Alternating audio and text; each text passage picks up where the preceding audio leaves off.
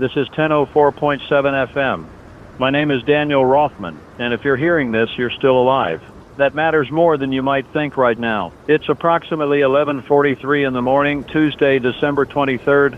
The temperature outside the studio is 38 degrees Fahrenheit, overcast, light wind from the northwest. Under normal circumstances, I'd be reading you traffic reports, weather updates, maybe some last-minute holiday shopping tips. But these aren't normal circumstances anymore. I want to be clear about something before we go any further. I'm not reading from a script. There is no script. What you're going to hear is what's happening as it happens from this station on the east side of the city. I have my assistant Emily monitoring phones, emergency channels, whatever communications are still functioning. And I'm going to tell you everything we know, everything we're hearing, without filter, without panic, because panic helps no one. So, let's start with what we know for certain. Approximately 2 hours ago, emergency services began receiving calls from the Route 74 corridor, specifically the stretch between mile marker 88 and mile marker 92. Initial reports described a massive traffic incident, multiple vehicle collisions, people behaving erratically, what first responders initially classified as possible chemical exposure or mass hysteria. The highway patrol dispatched units,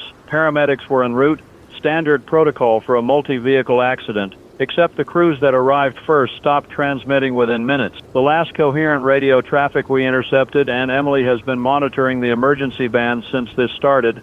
The last clear transmission was an officer requesting immediate backup and describing, quote, people attacking each other, biting, not responding to commands, end quote. That was at 9:57 this morning. Since then, the incident has spread.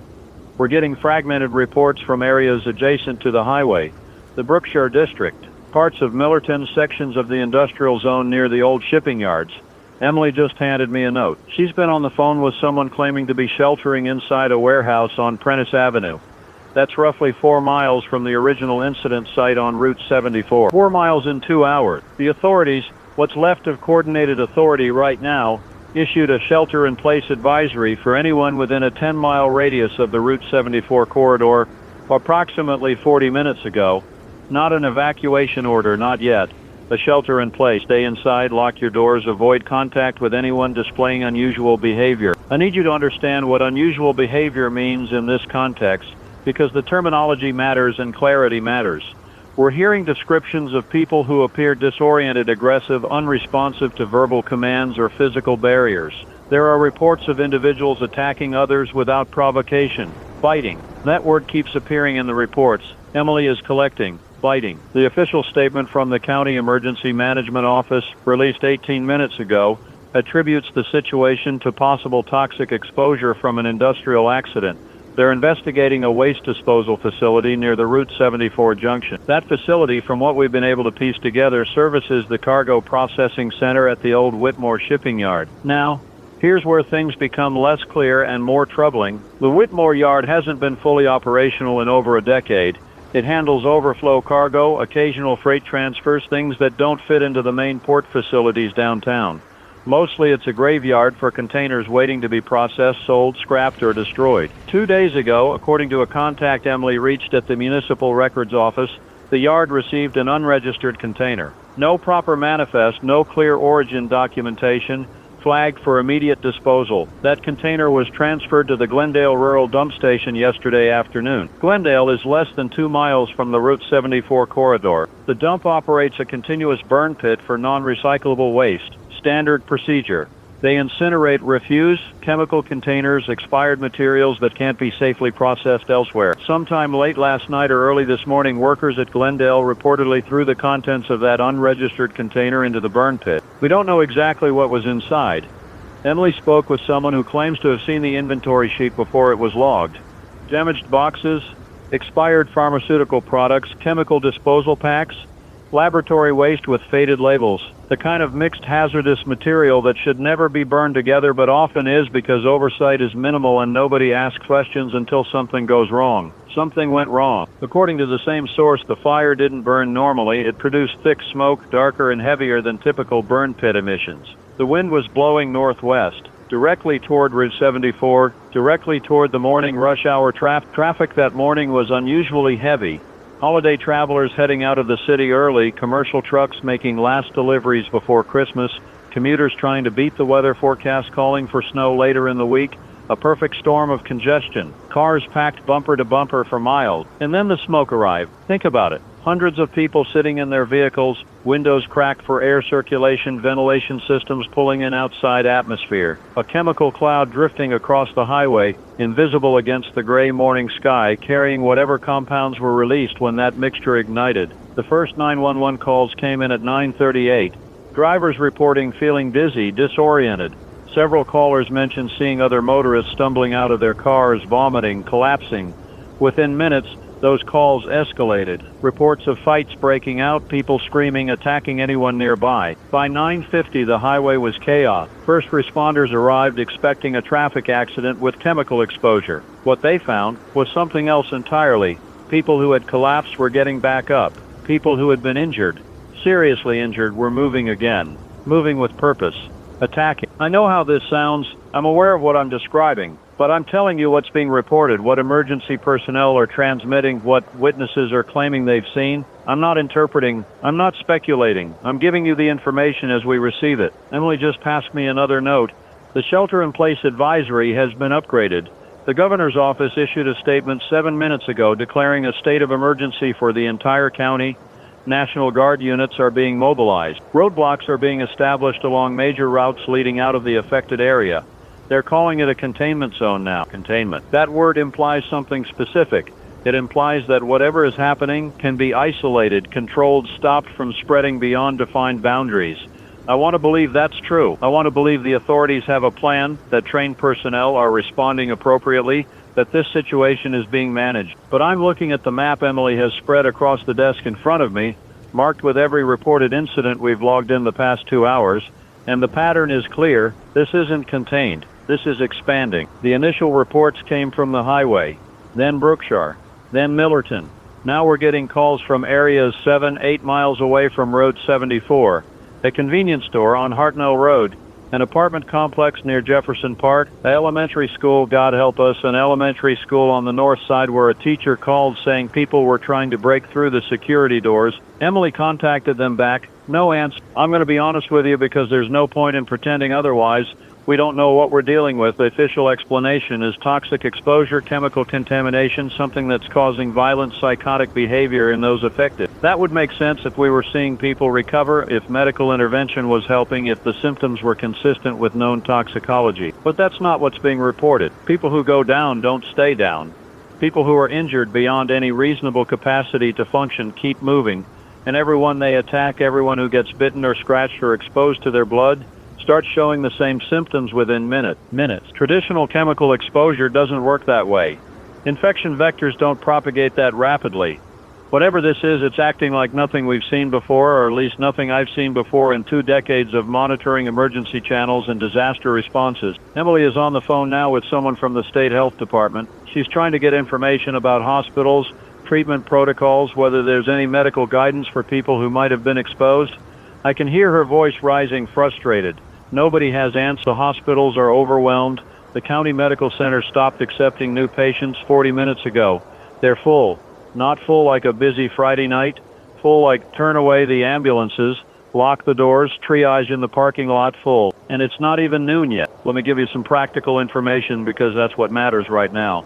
If you're listening to this broadcast, if you can hear my voice, you need to make decisions about your safety. First, stay inside. I cannot stress this enough.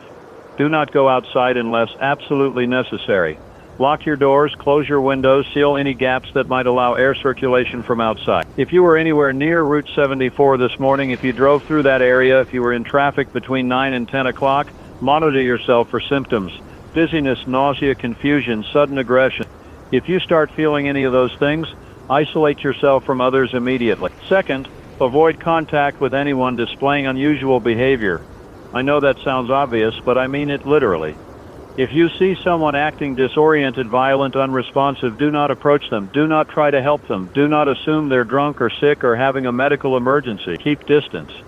Get behind a locked door. Call for help if phone lines are still functioning, but your priority is your own safety. Third, gather supplies, water, non-perishable food, first aid materials, anything you might need if you can't leave your home for an extended period. Fill bathtubs and containers with water now while the supply is still running. We don't know how long utilities will remain operational. Power grid. water treatment, all of that depends on people showing up to work. And right now, a lot of people are not showing up to work. Emily is signaling me. She's got someone on the line claiming to have first-hand information about what happened at the dump site. I'm going to take this. Hold on. All right, I just spoke with a man named Terrence who worked, I should say, at the Glendale facility. He's currently sheltering at a truck stop about 15 miles north of the city. He confirms that yesterday afternoon a container arrived from the Whitmore yard marked for immediate destruction. He said it wasn't properly logged, no hazard assessment, just a work order to burn the contents. According to Terrence, when they opened the container, they found it packed with damaged cardboard boxes, plastic containers, glass bottles, most of them broken or leaking. Labels were either missing or too faded to read. Standard protocol in that situation is to sort the material, separate out anything clearly hazardous, dispose of the rest. But it was late in the day, the crew wanted to finish and go home, so they just dumped everything into the pit and lit it. He said the fire burned wrong. His exact words, burned wrong. The flames were a strange color, greenish blue in places, and the smoke was thick, oily, hung low to the ground instead of rising. The smell was chemical, acrid, made everyone's eyes water. One of the crew members started coughing badly, had trouble breathing. They shut down the burn and evacuated the area, called it a night. This morning when Terrence arrived for his shift, the pit was still smoldering. The smoke had mostly cleared, blown off by the wind during the night, northwest wind. Toward the highway. He said he started feeling sick around 8:30, nauseous and dizzy. Other crew members reported the same symptoms. By 9 o'clock, 2 of them had collapsed. Terrence saw one of them, a guy named Phineas, get back up and attack another worker. Terrence ran. He got in his truck and drove north without stopping until he reached the truck stop where he called us from. He kept saying he should have checked the container properly, should have refused the work order, should have reported it. But how could he have known? How could anyone have known that burning expired medicine and chemical waste would produce something like this? Except someone should have known. Somewhere in the chain of custody for that container, someone should have flagged it as hazardous, required proper documentation, prevented it from ending up in a rural dump pit. The system failed. Multiple systems failed, and now we're dealing with the consequences. Emily has been tracking news from other areas. The major networks are starting to pick up the story. National coverage is describing it as an industrial accident with casualties. They're using terms like contamination event and public health crisis. They're not using words like outbreak or infection. Not yet. But the language will change. It always does when reality becomes impossible to ignore. The federal government has been notified.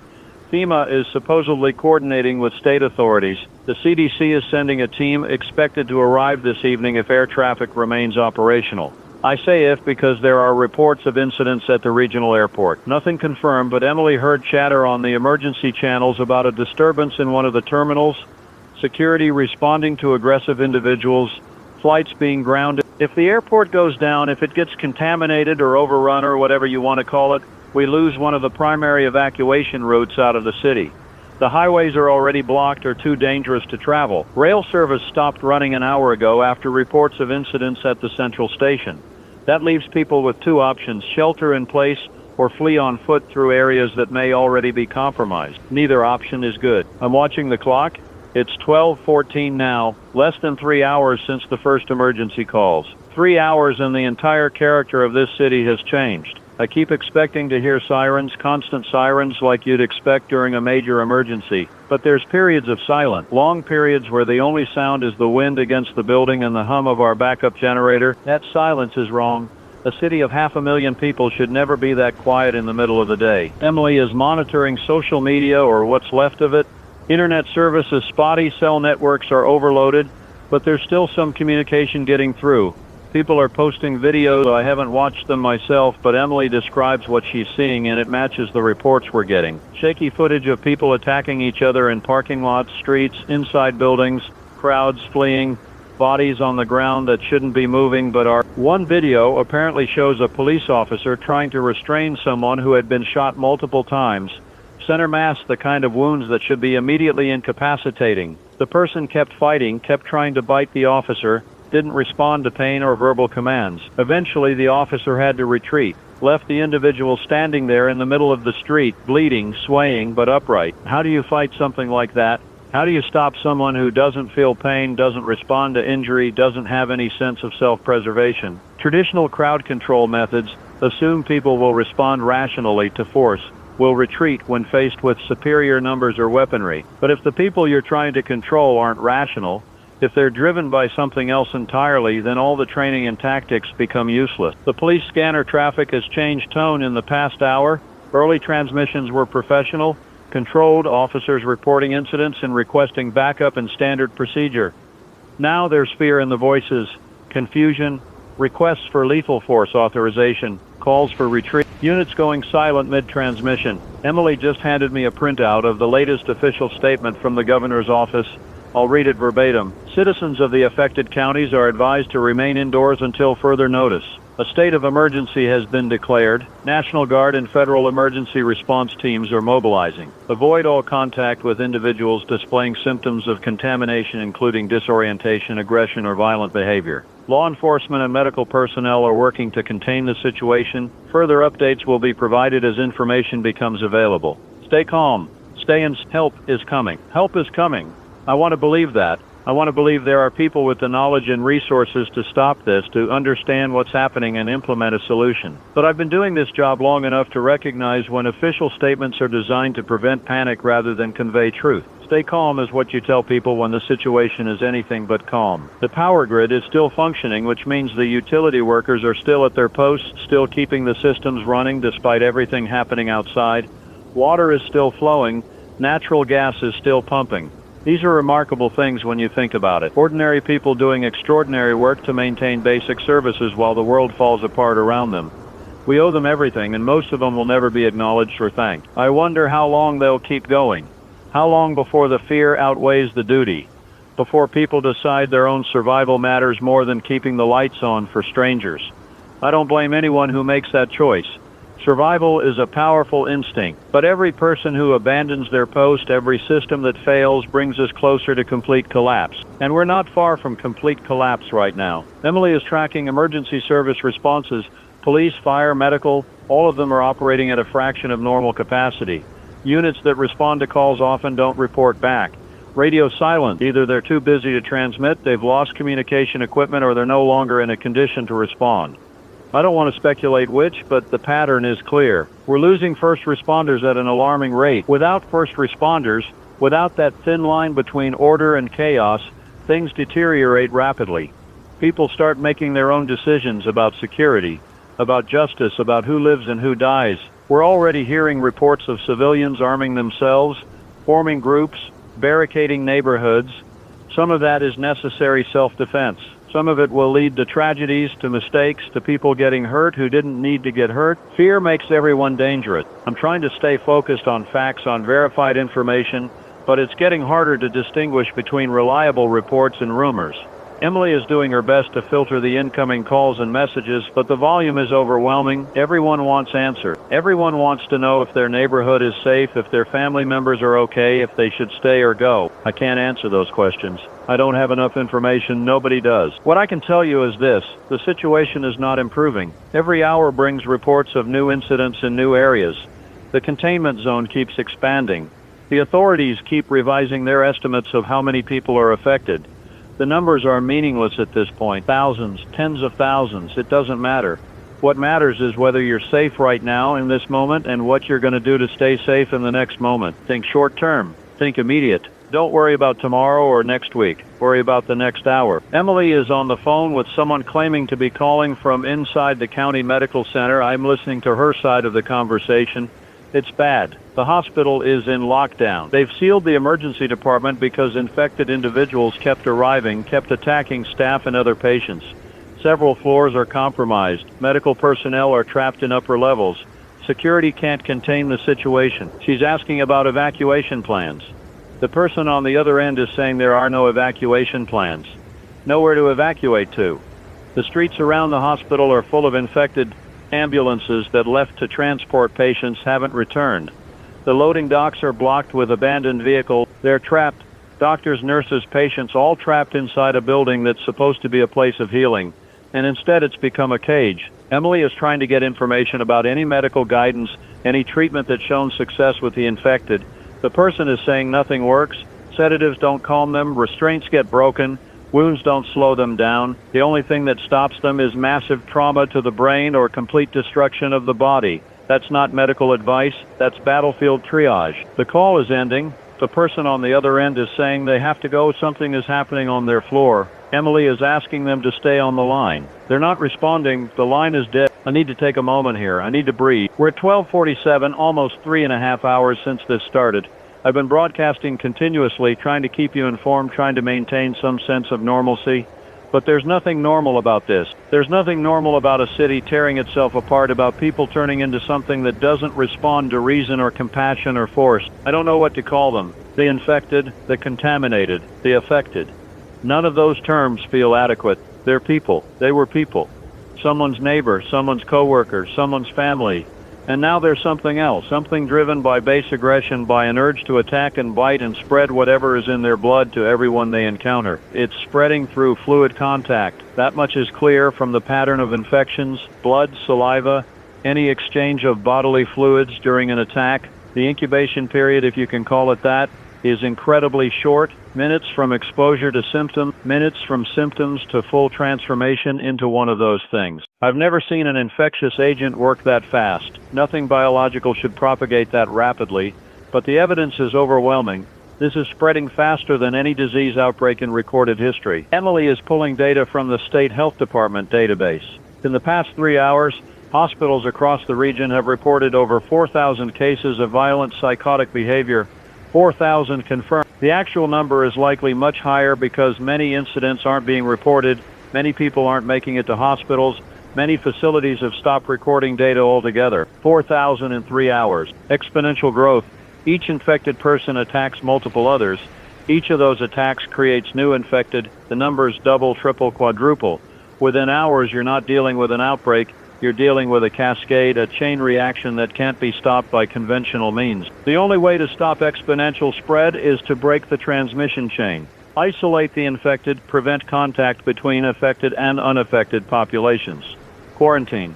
That's what the containment zones are supposed to accomplish. But quarantine only works if you can identify and separate the infected before they have a chance to spread the contagion further. We're past that point. The infection is already embedded in the population. It's in the suburbs, the industrial zones, the commercial districts. It's in places where people gathered this morning before anyone knew there was a problem. Schools, offices, shopping centers, transit hubs, anywhere people congregated is now a potential hotspot. Emily just showed me a map that the State Emergency Management Office distributed an hour ago. It shows the projected spread pattern based on current infection rates and population density. The entire metropolitan area is expected to be compromised within 12 hours. 12 hours, that's 8 o'clock tonight. After that, the projections show the infection spreading to adjacent counties, neighboring cities. Within 48 hours, the entire state could be affected. Within a week, the region. After that, the models break down because there are too many variables, too many unknowns about how the infection behaves in different environments and climate. But the trajectory is clear. This doesn't stop on its own. It doesn't burn out or reach some natural equilibrium. It keeps spreading until there's no one left to infect, unless someone finds a way to stop it. I want to believe that's happening somewhere. Scientists are analyzing samples, running tests, developing treatments or vaccines or some method of neutralizing the infection. Military strategists are planning containment operations, coordinating resources, preparing to deploy whatever force is necessary to protect unaffected areas. But I also know how bureaucracy works, how slowly institutions respond to crises, how much time gets wasted on meetings and approval chains and protocol. We don't have time for any of that. Every hour we delay, every moment spent debating the appropriate response, thousands more people become infected. The governor's office issued another statement 20 minutes ago. Martial law has been declared in the affected counties. Curfew is in effect immediately. Anyone on the streets after 1 o'clock this afternoon will be subject to arrest or use of force. Military checkpoints are being established at county lines. No one is permitted to enter or leave the quarantine zone without authorization. Martial law, that's the legal framework for what comes next. Military control of civilian infrastructure. Suspension of normal legal protections. Authorization for soldiers to use lethal force against American citizens. I'm not criticizing the decision. Desperate situations require desperate measures. But I want you to understand what it means. If you're caught outside after curfew, if you try to cross a checkpoint without authorization, you could be shot. No warning, no trial, no appeal. The rules have changed. The social contract that normally protects us from state violence has been suspended. Stay inside. That's the safest option. The only option, really. Emily is monitoring the police scanner again. There's very little traffic now. Most units have gone silent or are transmitting in short, cryptic bursts. Code phrases that she doesn't recognize, probably internal protocols developed specifically for this situation. One transmission came through clearly about 10 minutes ago. An officer requesting permission to fall back from a position in the Riverside district. The dispatcher denied the request, ordered the unit to hold their position and prevent infected from crossing the bridge into the downtown area. The officer repeated the request, said the situation was untenable, said they couldn't hold. The dispatcher repeated the order, the officer acknowledged and went silent. I don't know if that unit is still there. I don't know if they're alive. But I know they were ordered to stand and fight against overwhelming odds, because holding that bridge matters more than their individual survival. That's what soldiers do, that's what we're asking them to do, and some of them won't be coming home. The weather is changing outside, the overcast is thickening, temperature dropping. The forecast called for possible snow tonight. Snow in late December isn't unusual here, but it's terrible timing.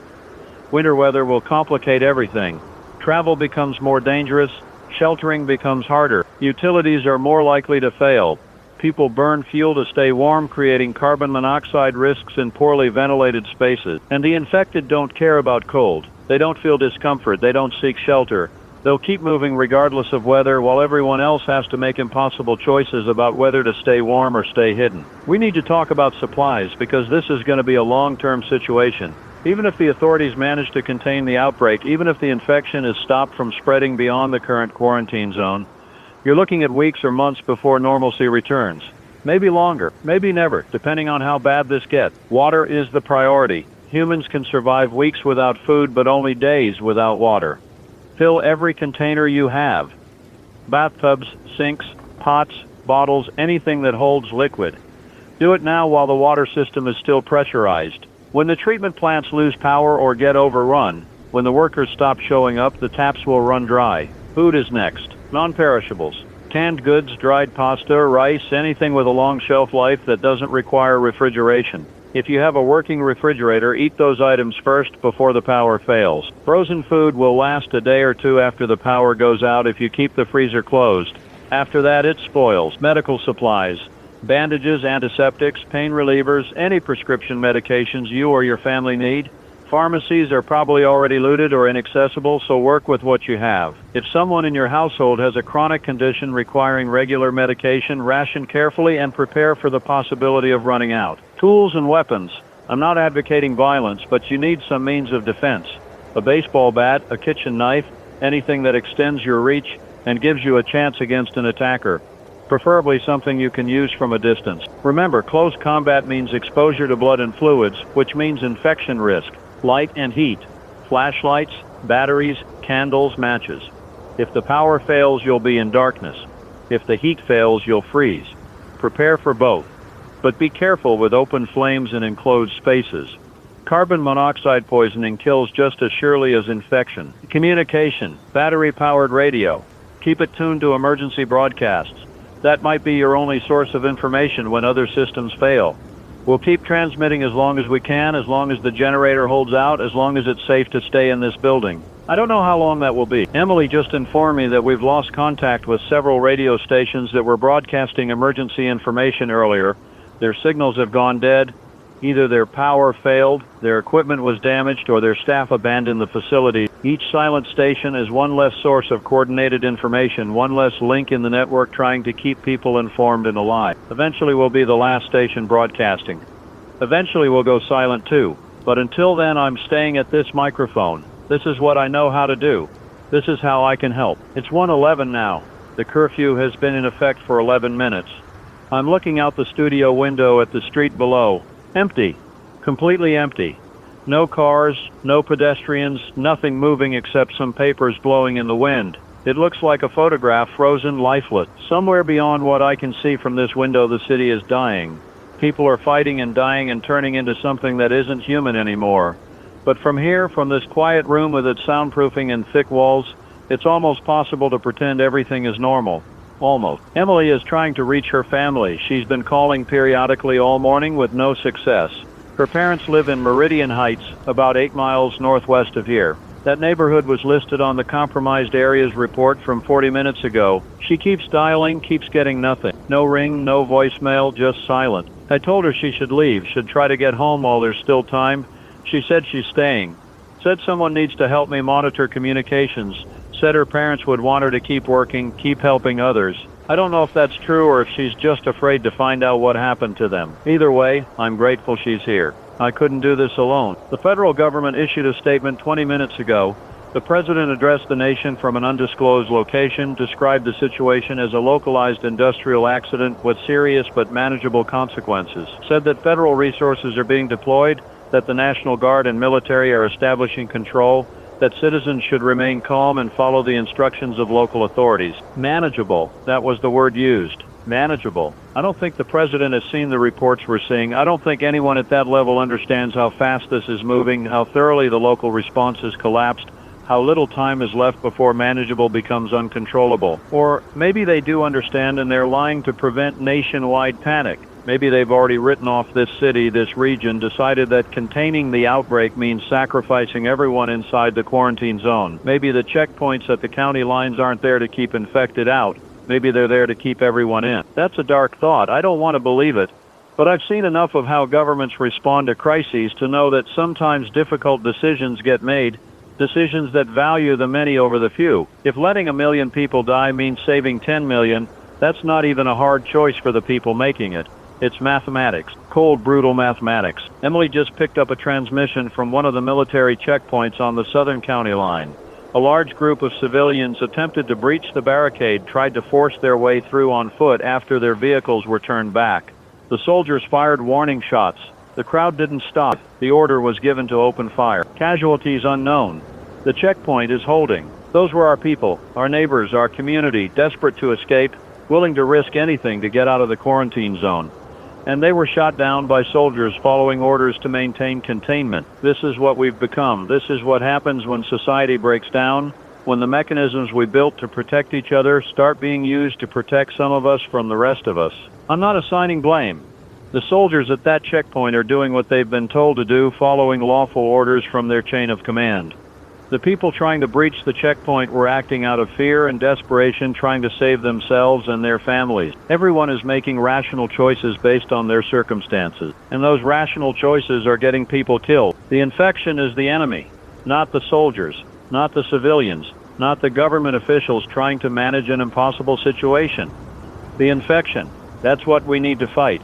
But we're fighting each other instead because fear and confusion make enemies of everyone. I wish I had better news.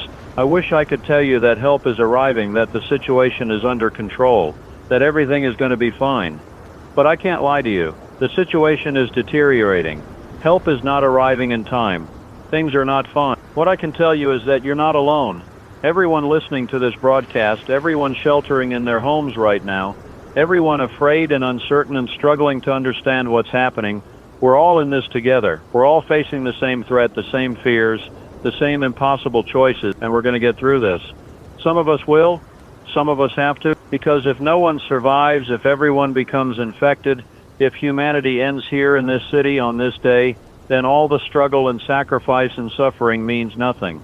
Someone has to live, someone has to remember, someone has to carry forward whatever lessons can be learned from this catastrophe. Maybe that someone is you. Maybe you're the one who figures out how to survive, how to stay hidden, how to outlast the infection until it burns itself out or gets stopped or evolves into something less virulent. Maybe years from now, you'll be telling your children or grandchildren about the day the world ended and how you made it through. I'd like to think that's possible. I'd like to think there's a future beyond this crisis. Emily is showing me video footage someone just sent to the station's email address.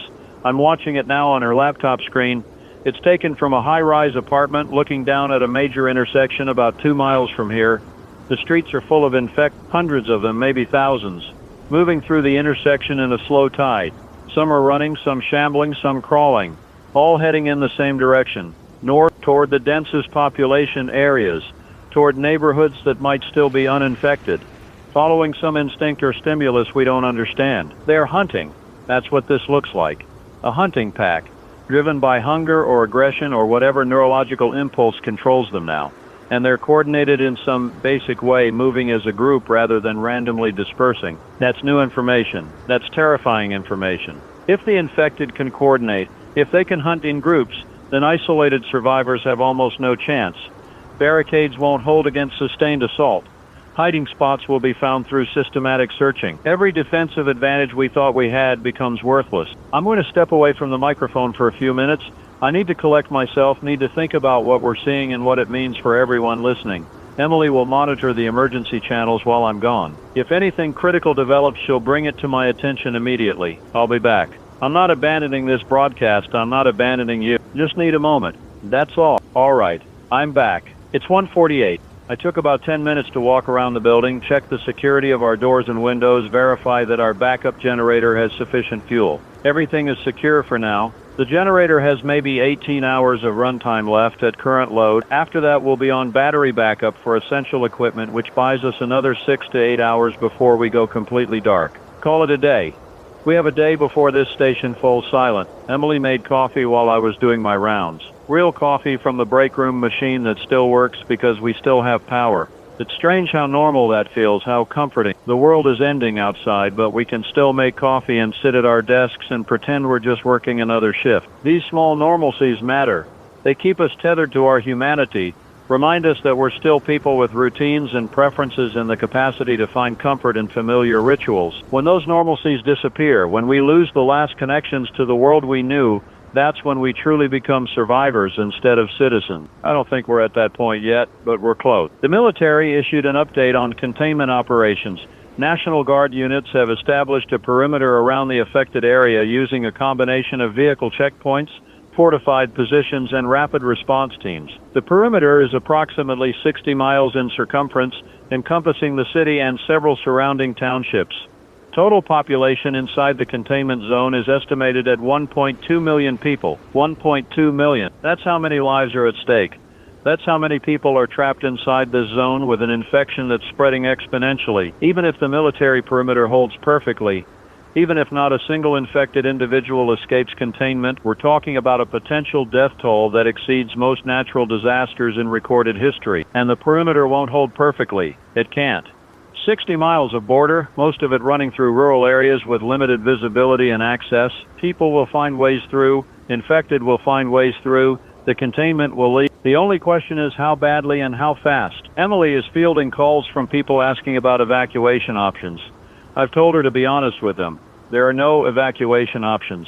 The checkpoints are closed. Attempting to breach them will result in being shot. The only safe choice is to shelter in place and wait for the situation to change. Some people accept that answer. Some get angry, accuse us of lying or withholding information. Some just cry. I understand all of those reactions. When you're trapped with no good options, when every choice leads to danger or death, anger and grief are perfectly reasonable responses. We're doing what we can to help. Emily has compiled a list of survival tips, practical advice about securing homes, rationing supplies, avoiding detection by infected. We're broadcasting that information every hour on the half hour. It's not much, but it's something. It's a way to give people agency, to help them feel like they have some control over their fate even when control is mostly illusory. The hospital situation has deteriorated further. Emily spoke with someone who claimed to have escaped from the county medical center about an hour ago. They described complete chaos inside. Infected patients attacking staff, security unable to maintain control, fires breaking out on multiple floors. The evacuation they mentioned earlier never happened. Everyone still inside is presumably dead or infected. One of the largest hospitals in the region gone. All that medical knowledge, all that equipment, all those people who dedicated their lives to healing, just gone. Erased in the span of a few hours by an infection that turns caregivers into victims and victims into predators. How many doctors and nurses died today? How many were infected while trying to help patients while following their oaths to do no harm? The people we count on most during emergencies, the ones trained to run toward danger instead of away from it, they're the first casualties because their instinct is to help even when helping becomes fatal. We've lost so much already: knowledge, infrastructure, leadership, trust. Every institution we built to protect ourselves has proven inadequate against this threat. Police can't maintain order, hospitals can't treat the sick, government can't coordinate an effective response. The social structures that normally hold civilization together are collapsing under stress. They were never designed to withstand, and we're only 4 hours into this crisis. 4 hours. What happens after a day? A week? A month? I keep coming back to that question because I can't avoid it. This isn't a temporary disruption that gets resolved quickly and then we all go back to normal. This is a fundamental break, a before and after moment in history. Whatever comes next, assuming anything comes next, will be completely different from the world we knew this morning. The old world ended when that container burned at the dump site. We just didn't know it yet. Emily is showing me social media posts from people inside the containment zone. Most of the major platforms are still functioning intermittently despite network overload. People are documenting what they're seeing, what they're experiencing, leaving digital footprints for anyone who might find them later. One post shows a woman barricading her apartment door with furniture while something pounds on the other side. Another shows a view from a rooftop of fires burning across the city skyline. A third is just text, a father saying goodbye to his children who are in another state, telling them he loves them, telling them to be strong. These aren't news reports or official statements. These are ordinary people facing extraordinary circumstances, trying to leave some record of their existence, some proof that they mattered. And I'm bearing witness to it, reading their words, seeing their images, carrying their stories forward for as long as I can. That's all we can do now. Bear witness. Remember, honor the dead in dying by refusing to forget them. The power grid is showing signs of strain. Emily noticed voltage fluctuations on our monitoring equipment. Nothing critical yet, but it suggests that power plants are operating with reduced staff or damaged infrastructure. How long until the grid fails entirely depends on too many variables to predict accurately. But when it fails, it will fail fast. Power systems are interconnected, dependent on constant balance between generation and load. When one part fails, the load shifts to other parts, which can cascade into widespread blackouts. We could go from full power to total darkness in minutes. Our generator will keep us running for a while after that happens. But generators need fuel, and fuel requires supply chains that probably don't exist anymore. When our tank runs dry, that's it. No more power. No more broadcast. No more connection to anyone outside this building. Maybe that's for the best. Maybe by the time our generator fails, there won't be anyone left listening anyway. I'm sorry, that was dark. I'm trying to maintain hope here, trying to give you reasons to keep fighting, keep surviving. But the truth is, I'm scared, I'm terrified. I'm watching my city die and there's nothing I can do about it except sit at this microphone and describe what's happening. It feels inadequate. It feels like I should be doing more, helping more directly, making some tangible difference, instead of just talking. But this is what I have. This is my skill, my contribution. And maybe it matters. Maybe someone listening right now is making a better decision because of information I provided. Maybe that saves their life. I have to believe that's possible. I have to believe this broadcast serves a purpose beyond my own need to feel useful. Emily just received a call from someone claiming to be with the National Guard unit stationed at the Western Perimeter checkpoint. They're reporting sustained pressure from infected attempting to breach the barricade, hundreds of them pressing against the barriers, climbing over vehicles, showing no fear of gunfire or barriers. The unit is holding for now, but ammunition is becoming a concern. They're rationing shots, trying to make every bullet count, but you can't ration effectively against an enemy that doesn't stop coming. Eventually you run out of ammunition, or you run out of time, or you make a mistake and the line breaks. When that line breaks, everything west of here becomes exposed. Communities that thought they were safe behind the military perimeter will discover they're not safe at all. The infection will spread into new areas, create new hotspots, restart the cycle of transmission and transformation. Unless the military has reserves we don't know about. Unless there's a fallback plan for when the first perimeter fails. Maybe they're buying time for a second perimeter to be established further out, sacrificing this region to save the rest of the state or region. That would make strategic sense. Brutal, but sensible. Contain the outbreak to the smallest possible area and write off everything inside that area as lost. Focus resources on protecting the majority rather than trying to save everyone. I wonder if we've already been written off. I wonder if the people making decisions about resource allocation have already decided we're not worth saving, that our deaths are an acceptable price for preventing wider contamination. I wonder if they're right. The weather outside has turned. Light snow is falling now, visible against the gray sky. It's beautiful in a terrible way. Pure white snow drifting down on a city that's tearing itself apart. Nature doesn't care about our crisis. Nature just continues, indifferent to human suffering, following patterns established over billions of years. There's something almost comforting about that indifference. The universe isn't punishing us. There's no cosmic judgment here, no divine retribution. This is just chemistry and biology and bad luck, a series of unfortunate coincidences that created the conditions for disaster. We burned the wrong materials at the wrong time in the wrong place with the wrong wind conditions.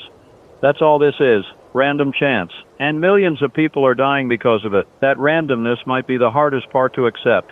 We want our tragedies to have meaning, to serve some purpose or teach some lesson. But sometimes bad things just happen for no reason at all. Sometimes the universe is simply chaotic and cruel and doesn't care about our need for narrative coherence. Emily is listening to something on her headphones, monitoring one of the emergency channels. Her expression is changing, becoming more strained. She's gesturing for me to wait while she confirms what she's hearing. All right. She just handed me notes from a transmission that came through on a restricted military frequency. I'm not supposed to have access to these communications, but Emily found a way to intercept them. What I'm about to tell you is not official, not confirmed through proper channels, but the source appears legitimate. The federal government has authorized the use of strategic containment measures if the perimeter fails. That's the phrase used. Strategic containment measures. Emily thinks it's a euphemism for something more severe, possibly the complete destruction of the containment zone to prevent the infection from spreading. Complete destruction. Firebombing, fuel-air explosives, tactical nuclear weapons, whatever it takes to sterilize the area and eliminate the infection along with everyone and everything inside the perimeter. I don't know if that assessment is accurate. I don't know if the government would actually authorize the destruction of an American city and the murder of 1 million civilians to stop an outbreak. But I know they're considering it. I know that option is on the table now. We've become acceptable losses. Statistics in a risk assessment. The equation is simple. Lose 1 million people here or risk losing everyone everywhere. For the people running those calculations, it's not even a difficult choice. I'm telling you this not to create panic, but because you deserve to know the truth. You deserve to understand exactly how serious this situation is, how little time might be left. If you've been hesitating about securing your shelter, about gathering supplies, about making difficult decisions regarding your safety, stop hesitating. Act now. This might be your last chance. The snow is getting heavier outside, visibility is dropping. That will make it harder for infected to hunt, but also harder for survivors to see threats approaching. Everything is trade-offs now. Every advantage comes with corresponding disadvantages. I'm watching the clock. 2:37. 5.5 hours since this started. The city has transformed completely in that time. From normal to chaos to something approaching death. The streets that were crowded this morning are empty now, except for infected and the occasional desperate survivor trying to move between hiding spots. Emily pulled up satellite imagery from a commercial weather service that's still updating. The images are an hour old, but they show the extent of the damage. Fires burning in multiple districts, abandoned vehicles clogging every major road, areas that should be filled with people showing no movement, no life, just stillness. From above, the city looks dead already. Looks like it's been dead for years. Like we're seeing archaeological remains rather than an ongoing crisis. But we know better. We know that stillness is deceptive, that those empty streets are actually full of infected waiting for movement, waiting for prey. The hunting behavior Emily and I observed earlier seems to be confirmed. Multiple reports describe infected gathering in groups, moving in coordinated patterns, responding to stimuli in ways that suggest retained capacity for basic strategy. They're not mindless. They're not random. They're predators operating on instinct, and those instincts are disturbingly effective. A survivor who called in 20 minutes ago described watching infected systematically search a building floor by floor. They checked every door, every possible hiding place, working together to flush out anyone inside. That's not random shambling, that's organized hunting. If that's true, if infected retain enough cognitive function to hunt strategically, then our survival recommendations need to change. Hiding isn't enough. You need to hide in places they won't think to search, in spaces that don't look like hiding spots. You need to outsmart them, stay multiple steps ahead of their hunting patterns. That requires constant vigilance, constant creativity, constant stress that will wear you down mentally and physically over time. You can't maintain that level of awareness indefinitely. Eventually you'll make a mistake, overlook something, let your guard down for just a moment, and that moment will be fatal. I wish I had better advice. I wish I could tell you there's a safe strategy, a guaranteed way to survive, but there isn't. Every option carries risk. Every decision could be the wrong one. All you can do is make the best choices available with the information you have and hope those choices are good enough. The military frequency Emily is monitoring has gone quiet. No transmissions for over 15 minutes. That could mean nothing, could mean they've switched to different channels we can't access. Or it could mean something happened to the units that were transmitting. Equipment failure, combat casualties, position overrun. We have no way to know. We're operating in an information vacuum, trying to piece together reality from fragments and scattered reports. It's like assembling a puzzle with most of the pieces missing and no picture to reference. But we keep trying because what else can we do? Giving up means accepting death, accepting that everything ends here. And I'm not ready to accept that. Not yet. Emily just received an email from someone claiming to be sheltering in a high school about 4 miles from here. They're part of a group that gathered there when the outbreak started, teachers and students who were in the building when the lockdown was announced. They barricaded the doors, secured the perimeter, established a defensive position. For a while they thought they were safe. The school is large, well-built, designed to be secure, but infected found them anyway. Started gathering outside, pounding on doors and windows, testing the defense. The group inside could hear them, could see them through windows. Hundreds of infected surrounding the building. Then the infected started getting inside, found an unsecured entrance that nobody checked. Within minutes, the interior was compromised. The group retreated to the second floor, barricaded the stairwells, but there are so many infected now, so much pressure on the barricades. The person writing the email is asking for help, asking if rescue is possible, if anyone is coming, if there's any hope of getting out alive. They're describing the sounds they're hearing, the doors breaking, the barricades failing.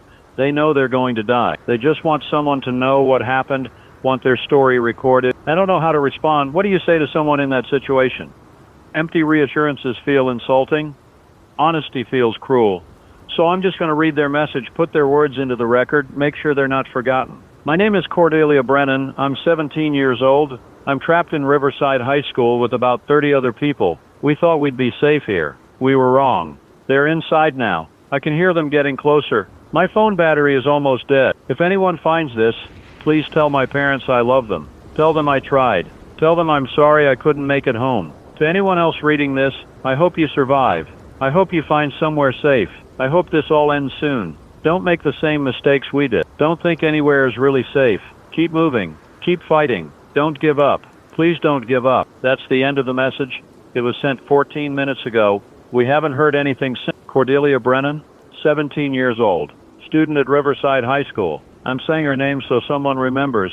So her existence mattered beyond the few people who knew her personally. This is what we're losing. Not just numbers, not just statistics, but individuals with names and families and futures that will never happen now. Every death is a universe of potential erased. All the things that person might have done or become, all gone. And we can't save them. We can't save any of them. All we can do is bear witness and hope that witnessing serves some purpose, that remembering the dead somehow honors them. It doesn't. Nothing honors them. They're dead and gone, and no amount of remembering changes that. But we remember anyway because the alternative is worse. The alternative is letting them disappear completely, leaving no trace as if they never existed at all. The snow is accumulating outside now. Must be 2 or 3 inches on the ground already. The forecast called for light snow, not this. But weather patterns are chaotic, unpredictable. Or maybe the forecast was wrong because the meteorologists who make forecasts are dealing with the same crisis as everyone else and couldn't focus on their jobs. Everything is connected. Every system depends on other systems. When one fails, the cascading effects ripple outward until nothing works properly anymore. We're seeing that happen in real time. Power fluctuations, because workers abandon plant communication failures, because technicians are dead or infected. Forecast errors because meteorologists are focused on survival instead of weather prediction. This is how civilization ends. Not with a bang, but with a cascade of small failures that accumulate into complete systemic collapse. Emily is trying to reach her family again. Still no answer, still just silence. She's been trying for hours now with the same result. At some point she'll have to accept that they're not going to answer, that whatever happened to them has already happened. But that point isn't now. Right now she can still hope. Right now there's still a chance, however small, that they're alive somewhere without access to phones, sheltering safely, waiting for this to be over. I'm not going to take that hope away from her. Hope might be all that keeps us functional right now. When hope fails, when we fully accept how bad this is and how unlikely survival becomes, that's when we stop trying. That's when we give up. So we maintain hope even when hope seems irrational. We believe in possibilities even when evidence suggests impossibility.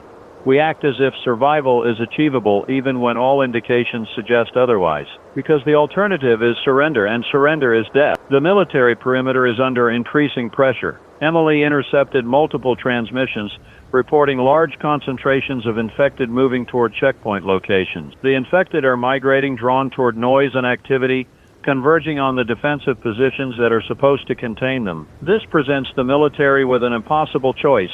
Open fire and kill the infected, which creates more noise and attracts more infected in a cycle that depletes ammunition and eventually leads to position collapse. Or hold fire and let the infected press against the barriers, hope the physical defenses hold without kinetic support. Neither option is sustainable long term. Eventually the checkpoints will fail. It's just a question of when and how, catastrophically. I'm wondering if the infected are being drawn to the checkpoints deliberately, if whatever remains of their cognitive function recognizes military positions as significant targets. Or maybe it's just accident, random movement that happens to concentrate in those areas because of terrain or previous population density. Either way, the result is the same. Pressure on the perimeter increases, the containment becomes harder to maintain. The probability of breach rises, and when the breach happens, all the strategic calculations change. The infection escapes, new areas become threatened, the response escalates. Those strategic containment measures Emily mentioned earlier become more likely, more imminent. We might be hours away from that decision, might be less. Depends on factors we can't observe or predict. If the snow is affecting visibility badly now, I can barely see across the street from the studio window. Everything is white, obscured, transformed into an indistinct blur. In other circumstances, this would be beautiful. Right now, it just feels isolating, like the world is being erased around us. Emily says our internet connection is becoming unstable. We're losing packets, experiencing significant latency. That's probably network infrastructure failing as support personnel abandon their posts or become casualties. Every minute of connectivity we maintain now is borrowed time dependent on systems that are actively degrading. When the internet fails completely, we lose our window into what's happening beyond our immediate area. No more social media updates, no more emails from survivors, no more satellite imagery or news reports. Just radio communications and direct observation. Back to analog information gathering in a digital world that's collapsing into pre-digital conditions. There's a certain irony in that. We built all this technology to connect us, to share information globally, to overcome the limitations of physical distance. And in crisis, when we need those connections most, the technology fails and we're thrown back on primitive methods that have remained reliable for over a century. Radio waves don't depend on servers or data centers or fiber optic cables. Radio keeps working as long as you have power and functioning equipment. That's why we're still on air when more sophisticated platforms have failed. That's why you're hearing my voice right now. But radio has limitations.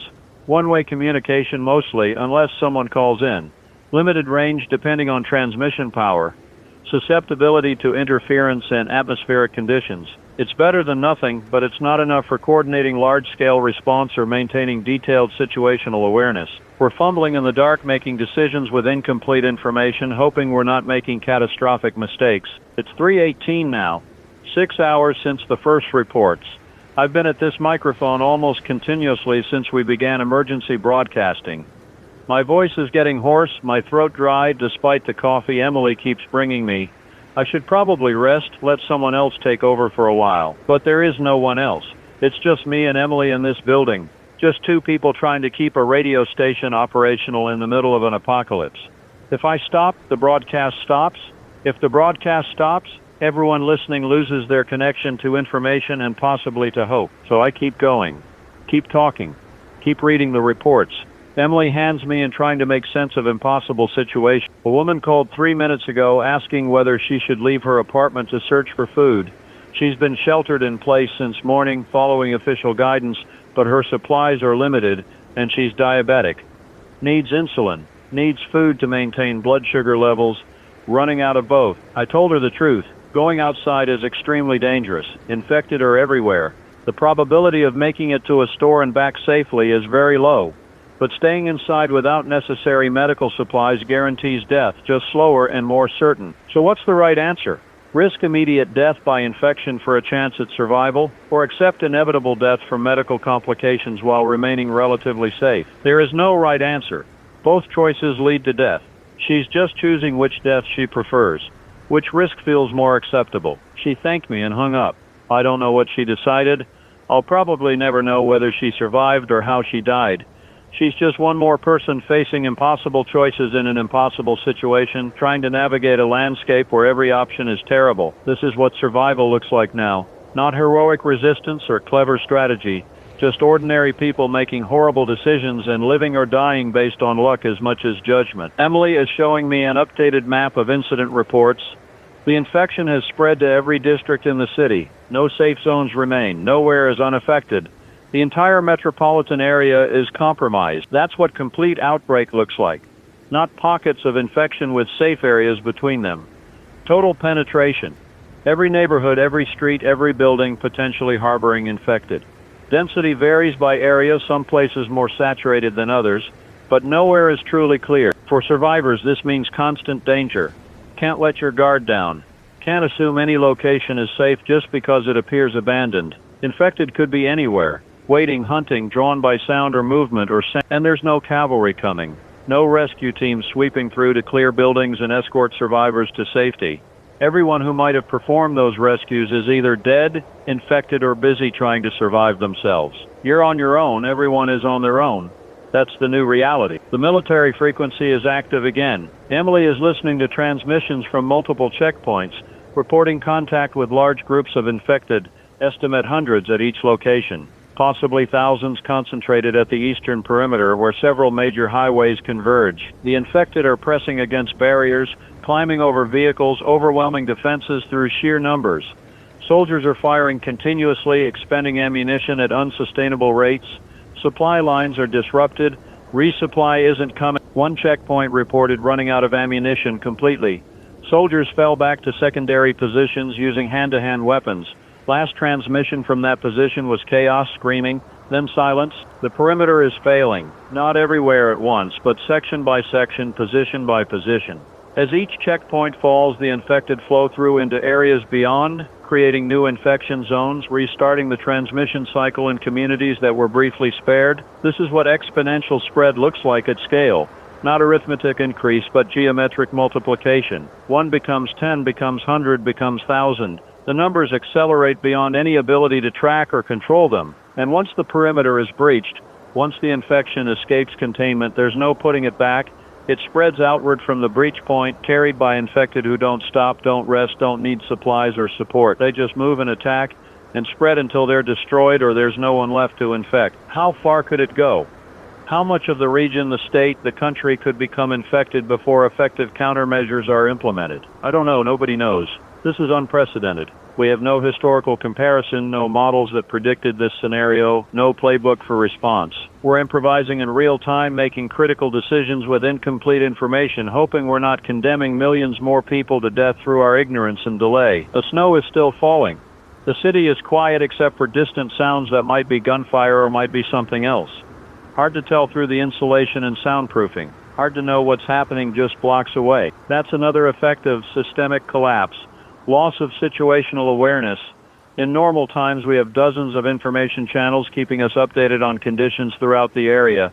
Traffic cameras, news helicopters, police reports, citizen observations. Now we have fragments, glimpses, disconnected pieces that don't form a coherent picture. We know the infection is spreading, but we don't know where it's concentrated. We know the military perimeter is failing, but we don't know where the breaches are occurring. We know people are dying, but we don't know how many or where or how quickly. Operating in this information void is terrifying. Every decision is a guess. Every assumption could be wrong. We might be giving advice that gets people killed because we don't understand the actual conditions they're facing. But we have to give some guidance, some framework for decision making, because people are calling and asking what to do and silence isn't an answer. So we do our best with what we know. We share the information we have.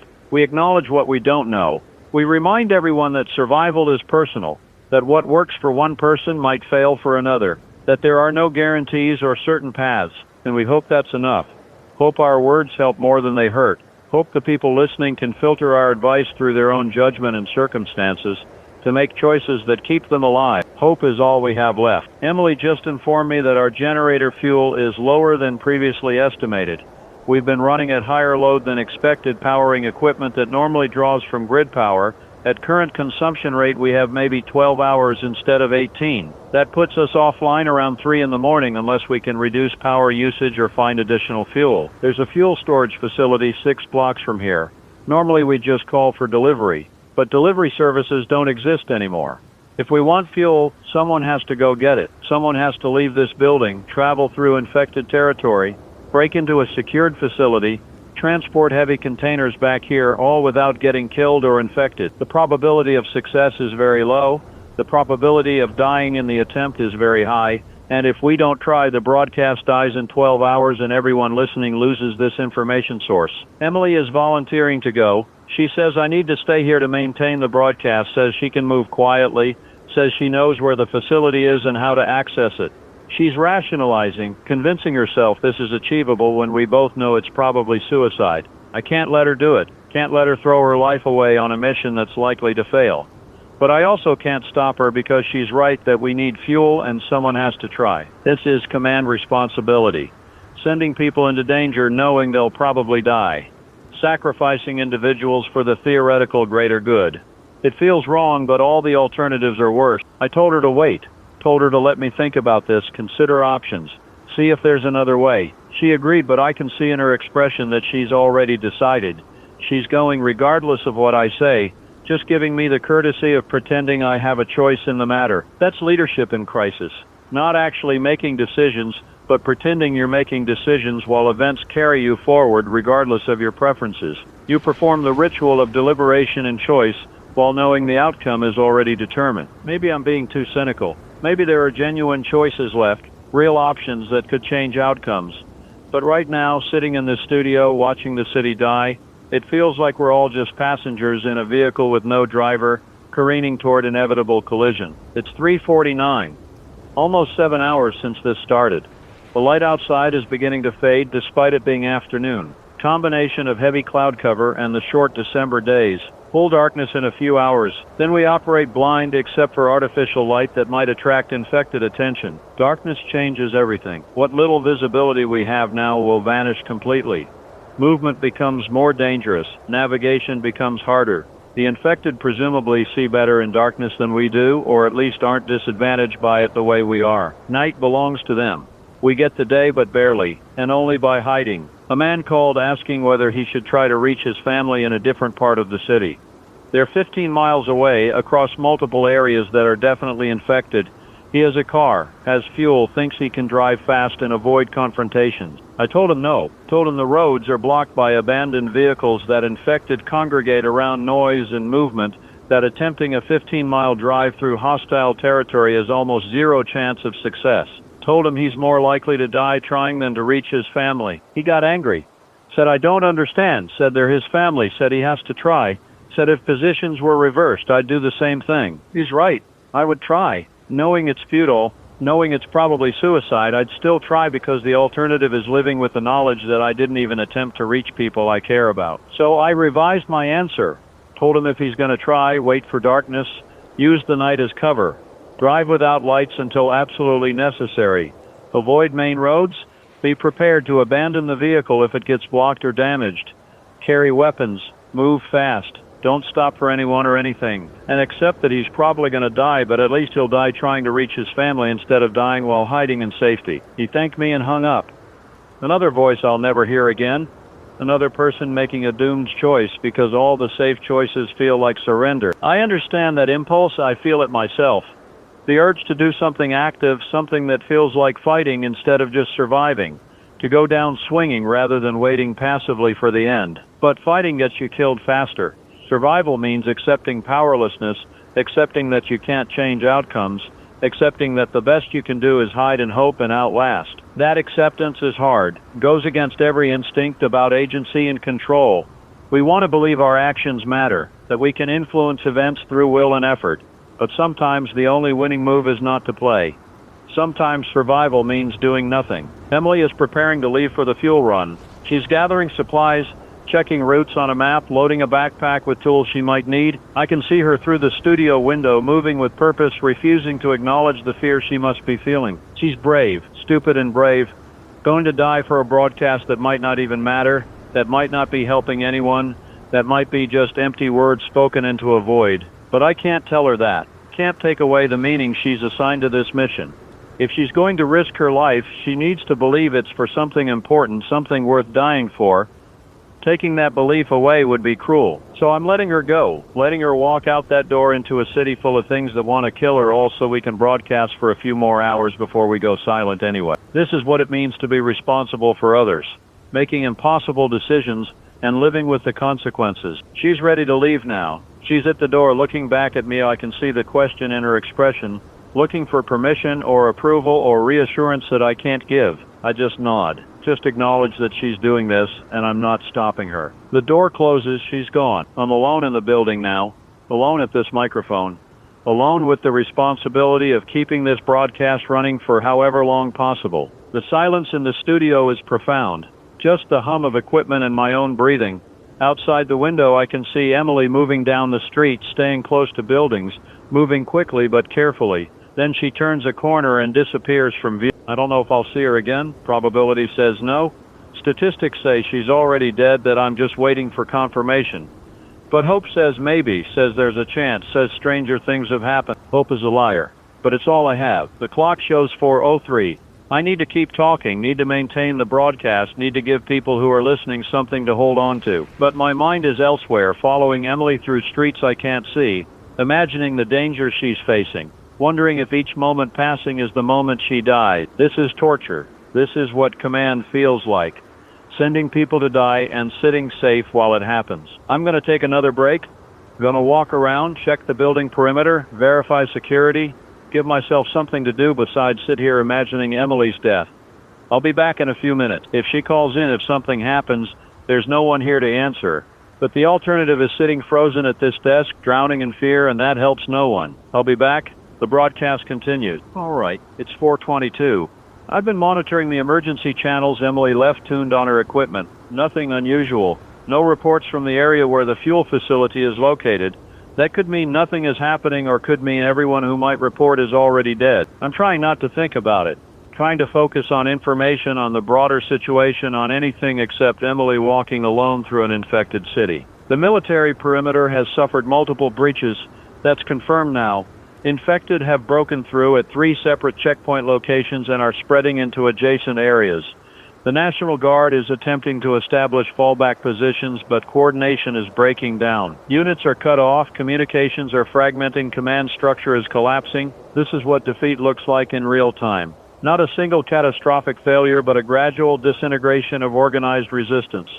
Each small failure compounds into larger failures until the entire defensive posture becomes untenable. And once the military admits defeat, once they withdraw from forward positions and concede territory to the infected, that territory becomes a loss. No reclaiming it. No counterattacking to push the infected back. Just abandonment and retreat, and hope that the next defensive line holds better than the last one. But it won't. The same pressures that collapsed the first perimeter will collapse the second and the third. You can't win a defensive war against an enemy that never stops, never rests, never requires supply or morale or leadership. They just come and come and come until you run out of ammunition or people or will to fight. The only way to win is to eliminate them completely. Every single infected individual must be destroyed. Miss even one and the infection can restart, rebuild, spread again. That's the nightmare of exponential growth. You can kill 99% and the 1% that survives will eventually regenerate the whole population through transmission. So either you achieve complete eradication, or you accept that the infection is permanent, that infected will persist indefinitely as a new feature of the landscape. And I don't think complete eradication is possible. The infection has spread too far, penetrated too many areas, created too many isolated pockets. You'd have to search every building, every vehicle, every possible hiding space. You'd have to maintain that search for weeks or months, ensuring no infected survive to restart the cycle. The resources required for that operation exceed anything we can realistically mobilize. The time required exceeds how long organized society can maintain coherence under crisis conditions. We're going to lose this fight. Maybe not today, maybe not this week, But eventually, the infection will outlast our ability to contain it. That's not defeatism. That's math. A woman called asking about her elderly mother who lives in an assisted care facility in the Whitmore district. She hasn't been able to reach her mother since morning, hasn't been able to get through to the facility staff. She wants to know if she should try to reach the facility, try to rescue her mother. I had to tell her that assisted care facilities were among the first places to be overwhelmed. High concentration of vulnerable people, limited security staff that abandoned post when the crisis began. The probability that her mother is still alive is very low. She started crying, asked what she's supposed to do, how she's supposed to just accept that her mother is dead without knowing for certain. I don't have an answer for that. There is no good answer. Death without confirmation, without closure, is one of the cruelest aspects of disasters. You're left in limbo, unable to grieve properly because some part of you still hopes, still believes survival is possible. But hope in those circumstances becomes torture. Every hour of uncertainty is another hour of suffering.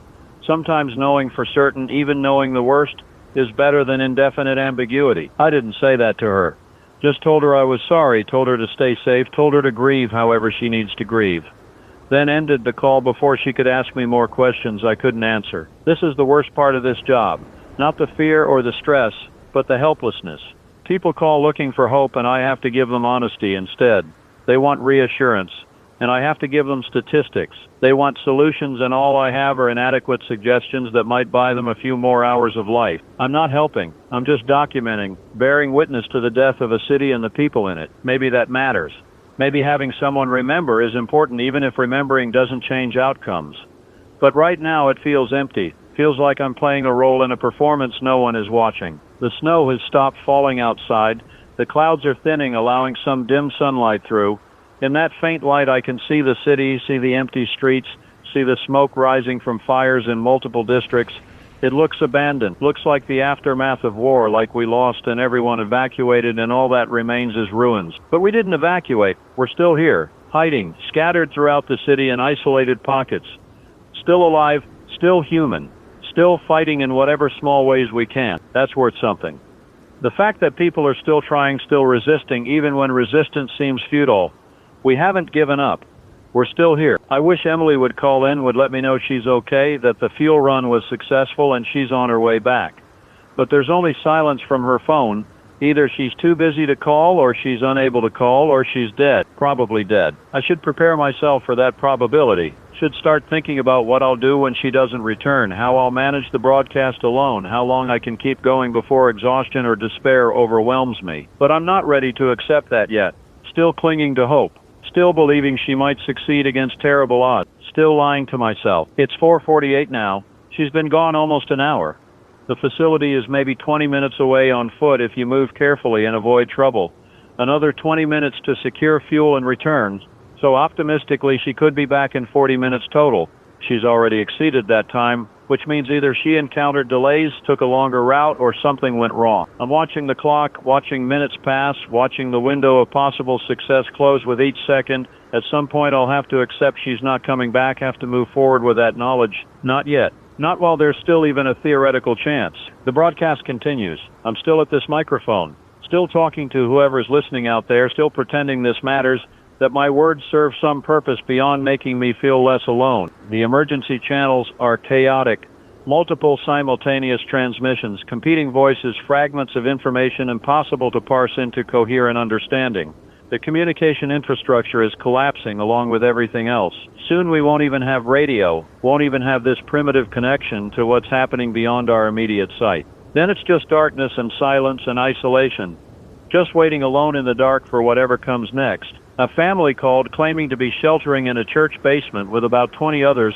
They're hearing sounds above them, footsteps on the main floor, things being knocked over. They think infected have entered the church. They're asking if they should stay hidden or try to escape. I told them to stay silent and stay hidden. Basements can be defendable if the entrance is secured. But if the infected know they're down there, if they're actively searching, then the basement becomes a trap. No good options. Again, just choices between different forms of danger. They're praying. I can hear them in the background, voices murmuring prayer, asking God for protection, for deliverance, for mercy. I respect that. If faith provides comfort in the final moments, that's valuable regardless of whether the prayers are answered. I don't know if God exists. I don't know if there's any divine plan or cosmic justice, but I know humans need meaning, need to believe their suffering serves some purpose. Prayer provides that meaning, gives people a framework for understanding catastrophe, easier than accepting random chaos, easier than acknowledging we're just biological machines, subject to chemical reactions and bad luck, easier to believe in testing or punishment or mysterious ways than to accept meaningless horror. I won't take that comfort from anyone, won't challenge their faith or point out the absence of intervention. If prayer helps them face death with dignity, then prayer is a gift. The call ended. They're still in the basement, still praying, still waiting. I'll probably never know what happened to them. Just another group of survivors who called looking for hope and got inadequate advice instead. This is all I can do. Take calls, provide suggestions, acknowledge the fear. It's not enough, but it's all I have. Emily has been gone for an hour and 15 minutes now. Well beyond any reasonable time frame for success. She's not coming back. She died trying to get fuel that we didn't desperately need, fuel that would have bought us a few more hours of broadcast time that probably doesn't matter to anyone. She died for nothing, for a meaningless gesture, because I let her go instead of stopping her. This is my fault. I should have refused. Should have locked the door and refused to let her leave. Should have found another solution. Ration power more carefully accepted that the broadcast would fail eventually, but I didn't. I let her go. And now she's dead. I'm sitting at this microphone trying to maintain professional composure while processing grief and guilt and the knowledge that my decisions led directly to someone's death. Trying to keep broadcasting because that's what Emily would want. Because giving up now would make her sacrifice meaningless. But it already is meaningless. Nothing we're doing matters. The city is dying, the infection is spreading. A few more hours of broadcast won't change that, won't save anyone, won't make any difference at all. I should just shut down, should stop this pretense of usefulness and accept reality, should secure the building and wait for the end like everyone else. But I can't, because Emily believed this mattered. She died believing we were helping people. And if I stop now, if I abandon the broadcast she died trying to preserve, then her death becomes even more pointless than it already is. So I keep going, keep talking, keep pretending this serves a purpose. This is grief. This is what it feels like to lose someone you care about in a crisis. Not clean, not processed, just raw and immediate and overwhelming. And I have to function anyway. Have to keep performing my role because people are depending on this broadcast, even if I no longer believe it helps. The light outside is fading faster now. True darkness approaching. In an hour, maybe two, we'll be operating in complete night. The infected will own the streets completely then. Any survivors still outside will have no chance. Emily is out there somewhere in the growing darkness, dead or dying or infected. I'll never know which, never get closure or confirmation. Just the knowledge that she left and didn't return. This is how relationships end in apocalypse. Not with goodbyes or final words, but with people leaving and never coming back. With uncertainty and ambiguity and the slow realization that you'll never see them again. I'm sorry, Emily, I'm sorry I let you go. I'm sorry I couldn't think of a better solution. I'm sorry you believe this broadcast was worth dying for. I'm sorry. The clock shows 5:23. Almost 8 hours since the outbreak began. The city has been transformed completely in that time, from normal to chaos to death. And I've been sitting here the entire time talking to a microphone pretending my words matter. What have I actually accomplished? Have I saved anyone? Have I provided information that helps people make better decisions?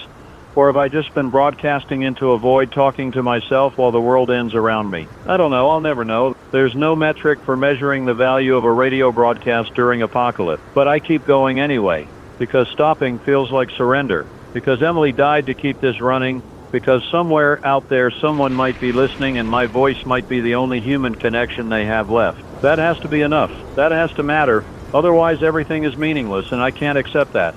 Not yet. The generator is still running. Still have fuel for a few more hours. After that we go dark, unless Emily somehow succeeded and is on her way back with more fuel. But she's not. She's dead. I need to accept that. When the generator fails, when the power goes out, I'll switch to battery backup. That gives maybe 6 to 8 hours more, enough to broadcast through the night. Then in the morning, if I'm still alive, I'll reassess, figure out what comes next. But that's thinking too far ahead. Right now I just need to focus on the next hour, the next minute, the next word. That's all survival is. Just continuing from one moment to the next without thinking about all the moments ahead that you'll probably never reach. A man just called claiming to have information about the infection source. Says he worked at the shipping yard, says he knows what was in that container, says people need to know the truth about what caused this. I'm listening. taking notes, recording the call. This might be important. This might explain what happened, how this started, whether it could have been prevented. He's saying the container came from overseas. Eastern Europe, he thinks, based on partial markings he saw, manifested as medical waste and chemical disposal from a pharmaceutical research facility. But the labels were wrong, didn't match standard hazmat classification. He flagged it as irregular, filed a report with his supervisor, was told to process it anyway, that challenging every irregular shipment would paralyze operations, that sometimes documentation gets misplaced or mislabeled in international transfers. So he processed it, signed off on the transfer to the dump facility, went home that night thinking nothing of it. Now he's calling from somewhere north of the city, watching news coverage, seeing what happened, realizing his signature, his authorization started this, that he's responsible for everything that followed. He's asking for forgiveness, asking if I think God will forgive him, asking if the families of the dead would forgive him if they knew he was the one who let it through. I don't know how to answer that. Forgiveness is personal, not something I can grant on behalf of others, and technically he didn't cause this. He followed procedures, did his job. The system failed, not him specifically. But he still feels responsible, still carries the weight of knowing his actions, however procedurally correct, contributed to catastrophe. I tell him that blame doesn't matter now. What happened happened. We can analyze responsibility later if there is a later. Right now, the only thing that matters is survival. He thanks me and hangs up. Another voice I'll never hear again. Another person carrying guilt that will probably consume them regardless of whether blame is justified. This is what crisis does. Creates cascades of guilt. Everyone who made small decisions that contributed to the disaster ends up feeling responsible even when no individual decision was wrong in isolation. It's the system that failed. The combination of factors, but individuals carry the psychological burden anyway. The shipping inspector who processed the container, the dump workers who burned it, the city officials who didn't properly regulate waste disposal, the meteorologists who didn't predict the wind patterns. All of them made choices that seemed reasonable at the time. All of them now live with the knowledge that different choices might have prevented this. But that knowledge is useless. Worse than useless, it's torture. You can't change the past. You can only carry the weight of it forward into an uncertain future. I'm doing it myself.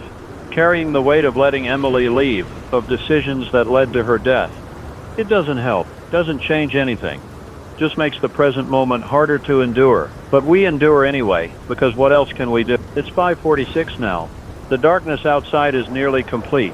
Just a faint glow on the western horizon, last remnants of daylight fading into night. Soon it will be full dark and the city will belong entirely to the infected. I can hear sounds from outside now. Distant screaming maybe, or wind, or my imagination. Hard to distinguish through the building's walls and my own fatigue. How long have I been awake? Since early this morning before my regular shift began. Must be 18 hours, maybe 20. Operating on adrenaline and fear and too much coffee. Eventually exhaustion will overwhelm me, force me to sleep whether I want to or not. But not yet. Still have hours of fuel left, still have broadcast to maintain, still have a reason to stay awake. Emily would want me to keep going, so I keep going. The emergency channels are quieter now, fewer transmissions. Either communication equipment is failing, or people have stopped trying to coordinate, accepted that they're on their own, retreated into isolated survival mode. That's the death of collective action. When people stop trusting that help might come, stop believing that coordinated response is possible, they withdraw into individual self-preservation. And once that happens, once social cooperation breaks down completely, recovery becomes nearly impossible. We need each other to survive complex crises. Lone individuals can't maintain infrastructure, can't generate power or treat water or coordinate defense.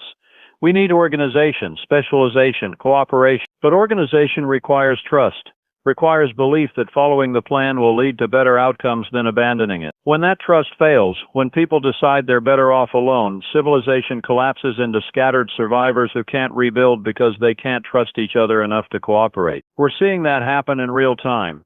The breakdown of social structure, the retreat into isolated survival, the end of collective humanity and the beginning of something more primitive. Maybe that's inevitable. Maybe the veneer of civilization is thin and fragile, always just one crisis away from shattering completely. Maybe what we're seeing is the natural state of human society under extreme stress, stripped of the comfortable lies we tell ourselves about cooperation and progress. Or maybe I'm just exhausted and cynical and interpreting events through a lens of despair that isn't objective. Probably that. Exhaustion makes everything seem worse, makes hope feel like delusion and survival feel like mere delay of inevitable death. I need to be more careful about my mental state. Need to monitor for signs of breaking, of giving up, of letting grief and fatigue overwhelm rational thought. Because once I break, once I lose the ability to function, this broadcast ends and I lose the one thing keeping me anchored to purpose. So I monitor myself, check my thoughts for descent into nihilism, force myself to maintain perspective. Remember that despair is a symptom of exhaustion, not an objective assessment of reality. This is cognitive discipline in crisis, recognizing your own mental state and compensating for its distortions. Harder than it sounds when every external input confirms your worst fears. But necessary. Survival requires it. A woman called asking if there's any organized evacuation happening, any government rescue operations for civilians trapped in the containment zone. She has children, can't leave her apartment because infected are in the hallways, running low on supplies. I have to tell her no, there's no organized evacuation, no rescue operations. The military is barely holding the perimeter and losing ground constantly. Nobody is coming into the containment zone to extract civilians. She starts pleading, begs me to check again, to contact authorities to find someone who can help. Says her children are young, says they don't deserve this, says someone has to do something. I agree with all of that. Her children don't deserve this. Someone should help. But the reality is nobody can. The resources don't exist. The infrastructure has collapsed. The authorities themselves are in crisis mode. She's on her own. Everyone is on their own. That's the truth she doesn't want to accept but needs to hear. I tell her as gently as I can. Tell her to ration supplies, keep children quiet, stay away from windows and doors. Standard survival advice that might buy them a few more days. That's all I can offer. She's crying when she hangs up. Crying because I confirmed her worst fears, because I couldn't give her the hope she desperately needed, because reality is crueler than anyone should have to face. I'm failing these people. Every call ends with disappointment, with people realizing I can't actually help them, that I'm just another voice confirming how bad things are. Maybe I should stop taking calls. Should just broadcast information without the personal interaction, without the emotional weight of individual stories. Would be easier, less painful. But people need human connection, need to hear another voice to know they're not completely alone. Even if I can't solve their problems, even if all I offer is acknowledgement and sympathy, that might matter, might be worth the emotional toll. So I keep taking calls, keep listening, keep bearing witness to individual suffering even when I can't alleviate it. This is what it means to maintain humanity during apocalypse. Not grand gestures or heroic actions, but small moments of connection, of recognition, of refusing to let people disappear unacknowledged. The clock shows 6:14. Full darkness now. Night has fallen. The city outside is invisible except where fires burn, creating islands of light in an ocean of black. Those fires worry me. Uncontrolled flames spreading through empty buildings. No firefighters responding, no suppression efforts. Just fuel burning freely until it exhausts or the buildings collapse. Fire can kill infected the same as it kills anything else. But it can also destroy the infrastructure survivors need, consume resources, create hazards that outlast the outbreak. We might contain the infection only to find the city uninhabitable due to fire damage. Assuming we contain the infection. Assuming there's anyone left to inhabit the city afterward. Assumptions that seem increasingly unlikely. I should eat something. Haven't eaten since morning. Must maintain basic physical functioning. But food seems irrelevant right now. Stomach is twisted with stress and grief. Nothing sounds appealing. Still, I force myself. Grab a protein bar from the emergency supplies Emily organized. Eat it mechanically without tasting. Fuel for the body even if the body doesn't want it. This is also survival. The unglamorous maintenance tasks. Eating, drinking water, using the bathroom. Basic biological functions that continue regardless of crisis. Strange how normal those things feel. How the body's needs persist even when the mind is consumed by fear and loss. We're still animals underneath all the civilization and culture.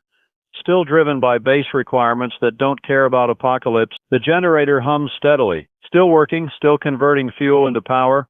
A reliable machine doing its job without complaint or fear. Wish I could be that reliable, that consistent. But I'm human. Subject to all the weaknesses that imply. Emily chose this. I need to remember that. She volunteered for the fuel run, made her own decision knowing the risks. I didn't force her, didn't manipulate her, just failed to stop her. That distinction matters. Makes the guilt slightly more bearable. Slightly, but she's still dead. And I'm still alone, and the broadcast continues regardless of what I feel about it. The emergency channels are transmitting something strange now. Coordinated broadcasts on multiple frequencies, all repeating the same message. It's a recorded announcement, not live communication, playing on loop. Emily left the equipment recording. I'm playing it back, listening to what might be one of the last official government communications to the containment zone. It's a message from FEMA, warning all civilians to seek shelter immediately and stay sheltered until further notice, advising that military operations are underway and civilians in affected areas may encounter armed personnel, instructing people to comply with all orders from uniformed personnel. And then at the end, this area has been designated for strategic containment measures. Civilian population is advised that resupply and rescue operations are suspended pending resolution of the crisis. Preserve resources. Maintain shelter. Await further instructions. Strategic containment measures. That phrase again. The euphemism Emily identified earlier, the code for whatever comes next when conventional response fails. They're not coming. Nobody is coming. The government has officially abandoned everyone inside the containment zone. We've been designated acceptable losses, written off, left to die while military resources protect everywhere else. This is what giving up looks like at institutional scale. Polite language and official pronouncements that mean you're on your own. Die quietly and don't cause problems for the people managing the crisis from safe distance. I should broadcast this message. Should let everyone know the truth about their situation. But what good does it do? What changes if people know they've been abandoned? Just creates despair. Just confirms what most people already suspected. The authorities aren't coming. Help isn't arriving. Whatever happens next, we face it alone. Maybe it's better not to know. Maybe maintaining hope, however false, helps people survive longer. Gives them reason to ration supplies and maintain vigilance instead of giving up. But lying feels wrong. Withholding information feels like betrayal. People deserve truth even when truth is terrible. I'm going to broadcast the message, going to play the recording and let people hear it directly. Then they can decide for themselves how to respond. That's all I can do. Provide information and trust people to handle it however they need to. I'm switching the broadcast now, playing the FEMA recording, letting everyone hear what I heard. Then I'll come back and we'll continue. All right. The recording is played. You heard it. The official position of the federal government is that we're on our own. No rescue. No support. Just containment and waiting. I'm not going to tell you how to feel about that. I'm not going to interpret or provide commentary. Just wanted you to hear it directly so you understand the situation clearly. What you do with that information is your choice. Give up or keep fighting. Surrender or survive. I can't make that decision for you, but I'm going to keep broadcasting as long as I can. Going to keep providing information and taking calls and maintaining this connection. Because even if no one is coming, even if we're abandoned, we're still here, still alive, still human, and that matters. Has to matter. Otherwise, none of this means anything. It's 6:41 now. 9 hours since this started. 9 hours of transformation from normal city to infected wasteland. 9 hours of death and fear and the collapse of everything we built. And somehow we're still here. Somehow some of us are still alive, still broadcasting, still fighting. That resilience is remarkable. Maybe the most remarkable thing about humans, our ability to endure impossible circumstances and keep going anyway. I want to believe that matters.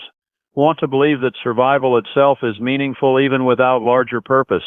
That living another day, another hour, another minute is an achievement worth celebrating. But right now it just feels like delay. Like we're postponing inevitable death while pretending it means something. Maybe tomorrow I'll feel differently.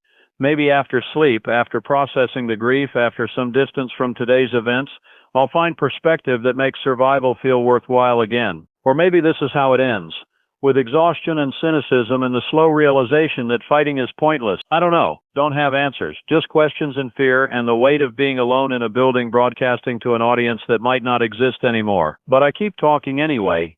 Keep performing the ritual of radio broadcasting like it matters. Like my voice reaching into darkness serves some purpose beyond making me feel less alone. A man called 2 minutes ago, didn't say much, just thank you for still being there, and hung up. That's it, that's all. But it helped, knowing someone is listening, knowing this broadcast reaches at least one other person, knowing I'm not just talking to myself in an empty building. That's enough? For now, that's enough to keep going. The snow is starting again outside, light flakes drifting past the window, visible only when they cross the light spillage from the building. The temperature must be dropping, going to be a cold night for anyone without heat. The infected don't care about cold, don't seek warmth or shelter, just keep moving regardless of weather. But survivors need heat, need protection from elements. Winter weather kills just as effectively as infection, just slower. How many people will freeze tonight? How many will burn their last fuel trying to stay warm, then die when fuel runs out? How many will face the choice between freezing in silence or making noise to generate heat and attracting infected? All terrible choices. All variations on the theme of suffering and death that defines this crisis. I'm watching the fuel gauge on the generator. It's lower than I'd like. Maybe 10 hours remaining at current draw. Then battery backup. Then nothing. Emily didn't come back. She's not coming back. I know that now. Have accepted it as fully as I can while still functioning. She died trying to extend our broadcast time and failed. And soon the broadcast will fail anyway because there's no fuel and no way to get more without repeating her fatal mistake. So this broadcast has maybe 16 hours left. Until late morning tomorrow if I'm conservative with power. Then silent. I'm going to stay here until the end. I'm going to broadcast until the power fails and I can't broadcast anymore. Then I'll have to decide what comes next. Whether to stay in this building or try to reach somewhere else. Whether to keep trying to survive or accept that survival is temporary regardless of effort. But that decision is hours away. Right now I just need to focus on continuing, on maintaining the broadcast, on being here for anyone who's listening, one moment at a time. That's all I can manage. One moment, then the next, then the next. This is Daniel Rothman on 104.7 FM. Still broadcasting, still here, still alive. For however long that lasts. The clock shows 7:03. The night is fully established now. The darkness outside is complete except for the scattered fires still burning in various districts. Those fires cast orange glows that pulse and flicker against the low clouds, creating an eerie illumination that makes the city look like it's already hell. I've been monitoring Emily's equipment while maintaining the broadcast. The emergency channels have gone almost completely silent. Occasional burst of static fragments of transmission too degraded to understand, but no coherent communication. The network has failed. Whatever coordination existed earlier has collapsed into individual survival efforts with no central organization. We're past the point of structured response, past the point where authority and hierarchy mean anything. Now it's just isolated groups and individuals making desperate choices with no guidance or support. A family called 10 minutes ago. 5 people sheltering in a suburban home about 8 miles from here. They've heard infected in neighboring houses breaking windows, searching systematically through the neighborhood. They're asking how long until the infected move on, whether they should try to flee while there's still time. I don't have good answers. The infected don't seem to move on. They search until they find something or until stimulus draws them elsewhere. Waiting them out might work, but might not. Fleeing guarantees exposure to whatever dangers exist outside. I told them to stay dark and quiet, turn off all lights, silence all devices, avoid any sound or activity that might draw attention. If the infected are searching neighboring houses, eventual discovery is likely but not guaranteed.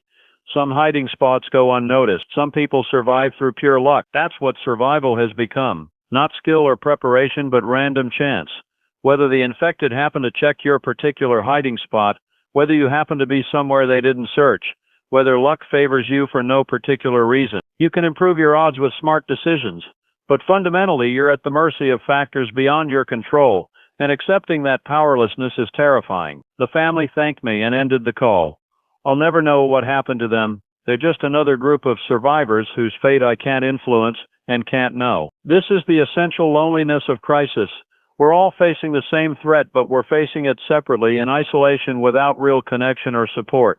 The broadcast provides illusion of connection, but it's one-way, impersonal, insufficient. Emily was my last real human connection, the last person I could talk to, share fears with, coordinate with. Now she's gone and I'm talking to a microphone, performing for an audience I can't see or verify exists. It's strange how much difference one person makes, how having just one other human present changes everything, makes fear more bearable, makes decisions feel less overwhelming, makes the waiting less lonely. Without Emily, this building feels enormous and empty. The silence between broadcasts is oppressive. My own thoughts spiral into dark places without another voice to interrupt them. I understand now why solitary confinement is considered torture. Humans aren't built for isolation. We need social contact, need interaction, need the presence of others even when we're not actively communicating. Just knowing someone else is there makes existence more tolerable. And now I'm alone, completely alone. Possibly one of the last people left alive in this entire region, though that seems unlikely. Others must be surviving somewhere, hidden in bunkers or fortified buildings or remote locations the infection hasn't reached. But I'm alone in my immediate sphere, and that loneliness is crushing in ways I didn't anticipate. I'm checking the building perimeter again, walking through the halls, verifying all entry points are secure, looking for any signs of intrusion. It's become a ritual now, something to do when the silence gets too heavy. Movement instead of sitting frozen at the broadcast desk. Everything is secure. Doors are locked and barricaded. Windows are intact. No signs that anything has tried to enter the building. We're still safe here, for whatever that's worth. The building has its own backup systems, multiple redundancies because radio stations can't afford to go offline during emergencies, but those systems assume external support exists. The heating system is automated, running off the same power supply as the broadcast equipment. As long as the generator holds out, we maintain climate control. But I can feel the temperature dropping despite the system's efforts. The cold is seeping in through the walls, through gaps around windows, through the fundamental inadequacy of any building to fully exclude winter. When the power fails, when the generator runs dry, the heat will fade quickly. This building will become as cold as the outside air within hours. Then I'll have the choice of freezing or burning something for warmth and risking smoke that might draw attention. More impossible choices, more variations on the theme of survival through least bad option. I'm back at the broadcast desk now, 7:28. The coffee Emily made hours ago has gone cold in the pot. I pour another cup anyway, drink it despite the bitterness. Caffeine to keep me functional. Warmth, however temporary, against the encroaching cold. The snow outside has intensified. I can see it in the light from the window, thick flakes falling steadily, accumulating on the streets and abandoned vehicles. Must be 3 or 4 inches now, maybe more. The city is being buried under white while it dies. There's something almost peaceful about the snow. The way it muffles sound, softens edges, creates a blanket of quiet over everything. In other circumstances, it would be beautiful. Right now, it just feels like nature covering the evidence, hiding the horror under a pristine layer that will melt come spring and reveal all the death beneath. If there's anyone left to see it by spring, if the infection doesn't spread beyond this region and consume everything, if humanity survives at all. Too many ifs, too much uncertainty. I need to focus on immediate concerns on the next hour rather than the next season. A woman called asking about her husband who was caught outside when the outbreak started. He was commuting home from work, got stuck in the traffic on Route 74. She hasn't heard from him since his last text around 9:30 this morning saying he felt dizzy and was getting out of the car. I had to tell her the truth. Anyone caught in that initial exposure on the highway, anyone who felt symptoms that early, is almost certainly infected now or dead. The Route 74 corridor was ground zero. The concentration of contaminated smoke was highest there. The infection rate was near total. Her husband is gone. She needs to accept that and focus on her own survival. She didn't want to accept it. Kept insisting he might have escaped, might be somewhere safe, might be trying to reach home. Kept creating scenarios where survival was possible. I understand that impulse. The mind rejects information it can't process, constructs alternatives that feel more tolerable even when evidence contradicts them. Grief and shock create cognitive dissonance that manifests as denial. But denial doesn't change reality. Her husband is gone. Believing otherwise just postpones inevitable acceptance and might lead her to make dangerous choices based on false hope. I tried to be gentle but firm, acknowledged her pain but insisted on truth, told her to grieve but also to survive, to honor her husband's memory by staying alive. She hung up crying. I don't know if I helped or made things worse. Don't know if harsh truth is better than comforting lies in these circumstances. Just doing my best with impossible situations and hoping I'm causing less harm than good. The emergency broadcast system is activated on multiple channels.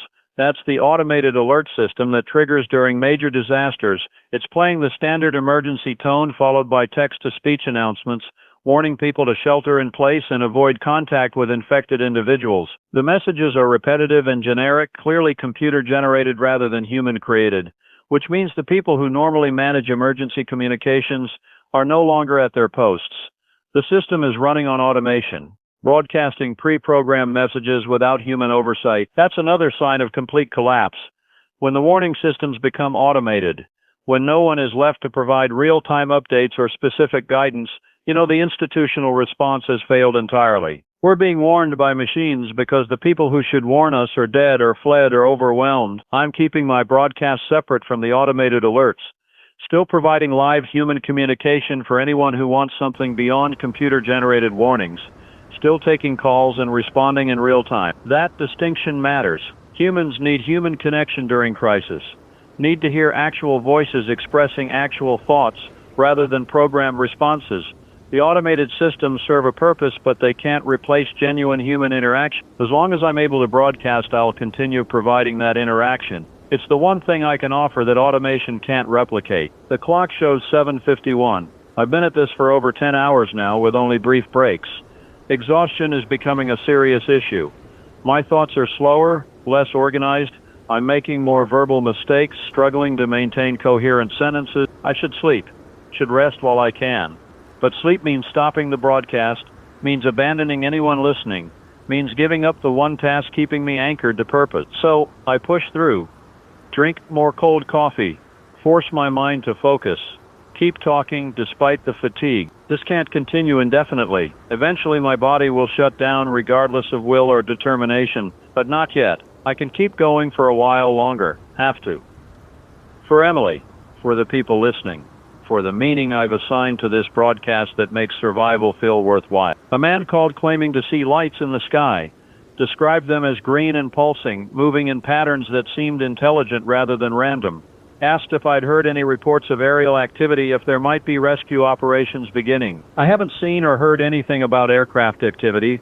The airport was compromised hours ago. Military air operations would be focused on the perimeter, not the interior of the containment zone. And green pulsing lights don't match any normal aircraft identification markers. I told him he was probably seeing reflection of ground fires off the cloud layer, or aurora borealis, which sometimes appears this time of year, or optical illusions caused by stress and fear. The mind creates patterns where none exist, especially under extreme duress. He insisted he knew what he saw, that these were definitely craft of some kind, that someone was flying over the city. Got angry when I suggested alternative explanation. I ended the call as politely as possible. No point arguing with someone who's determined to believe something regardless of evidence. And maybe he's right, maybe there are aircraft I don't know about. I can't see everything from this building, but probably he's seeing things that aren't there. Stress-induced hallucinations or misinterpretation of natural phenomena. The mind under pressure creates false perceptions, sees meaning in randomness, constructs hope from ambiguous stimuli. We all do it to some degree. I'm probably doing it right now, assigning importance to this broadcast that doesn't actually exist, creating purpose where there's only meaningless routine. But the alternative is accepting that nothing matters, that all action is futile, that survival itself has no value.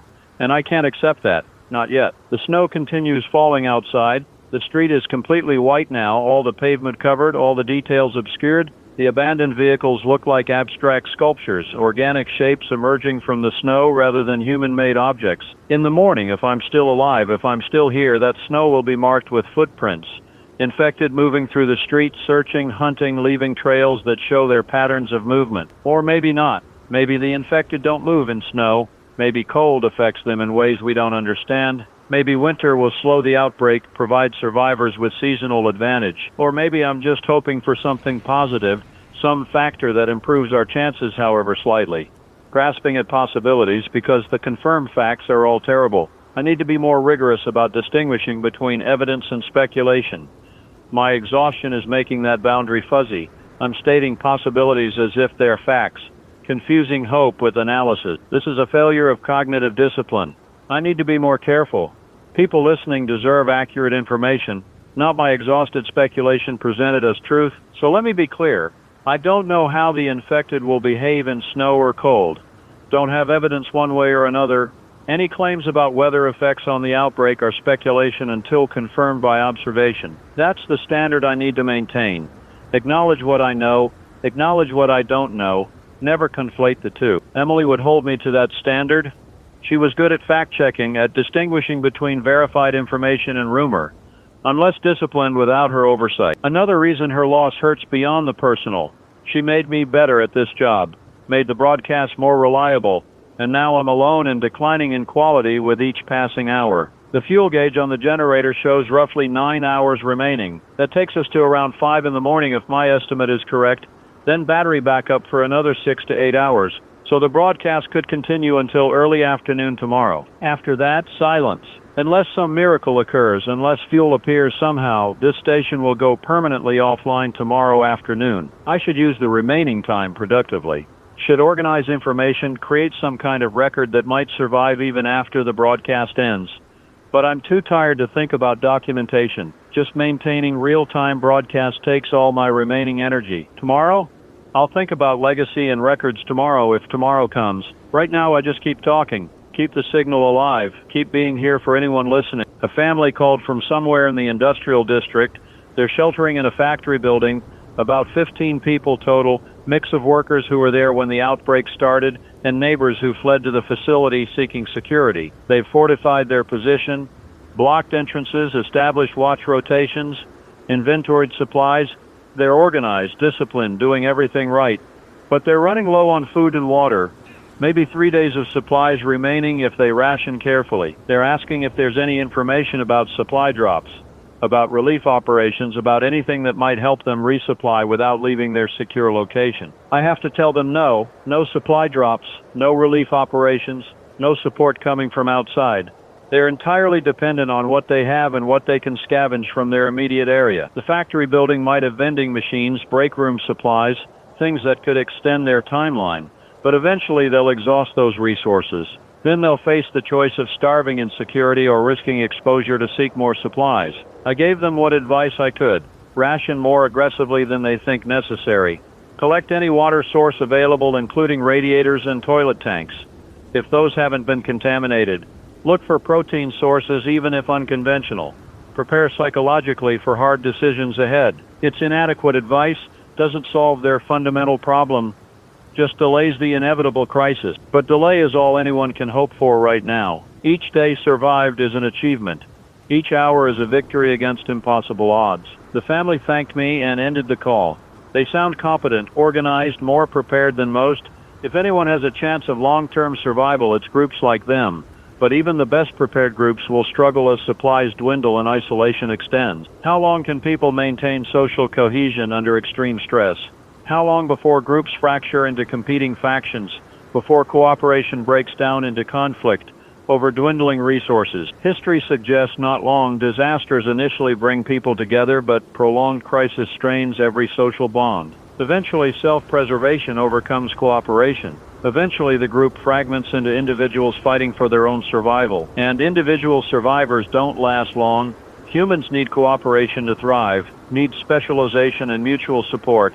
Alone, we're weak, vulnerable, incapable of maintaining the complex systems that sustain modern life. So we're trapped between two failures: groups that inevitably fracture under stress, and individuals who can't survive alone. No winning configuration. Just different timelines to the same endpoint. Maybe that's too cynical. Maybe some groups will maintain cohesion. Maybe some individuals will prove more capable than I'm assuming. Maybe human resilience exceeds my exhausted estimates. I want to believe that. I want to believe survival is possible, that people will endure, that humanity continues beyond this crisis. But belief and evidence are diverging, and I trust evidence more than I trust hope. The emergency channels are transmitting something new now. Not the automated warnings, but actual voice traffic. Military communications, sounds like. Encrypted, heavily coded, but definitely human voices rather than computer-generated speech. I can't decode what they're saying. The encryption is sophisticated, the terminology specialized, but the mere presence of organized military communication suggests command structure still exists somewhere.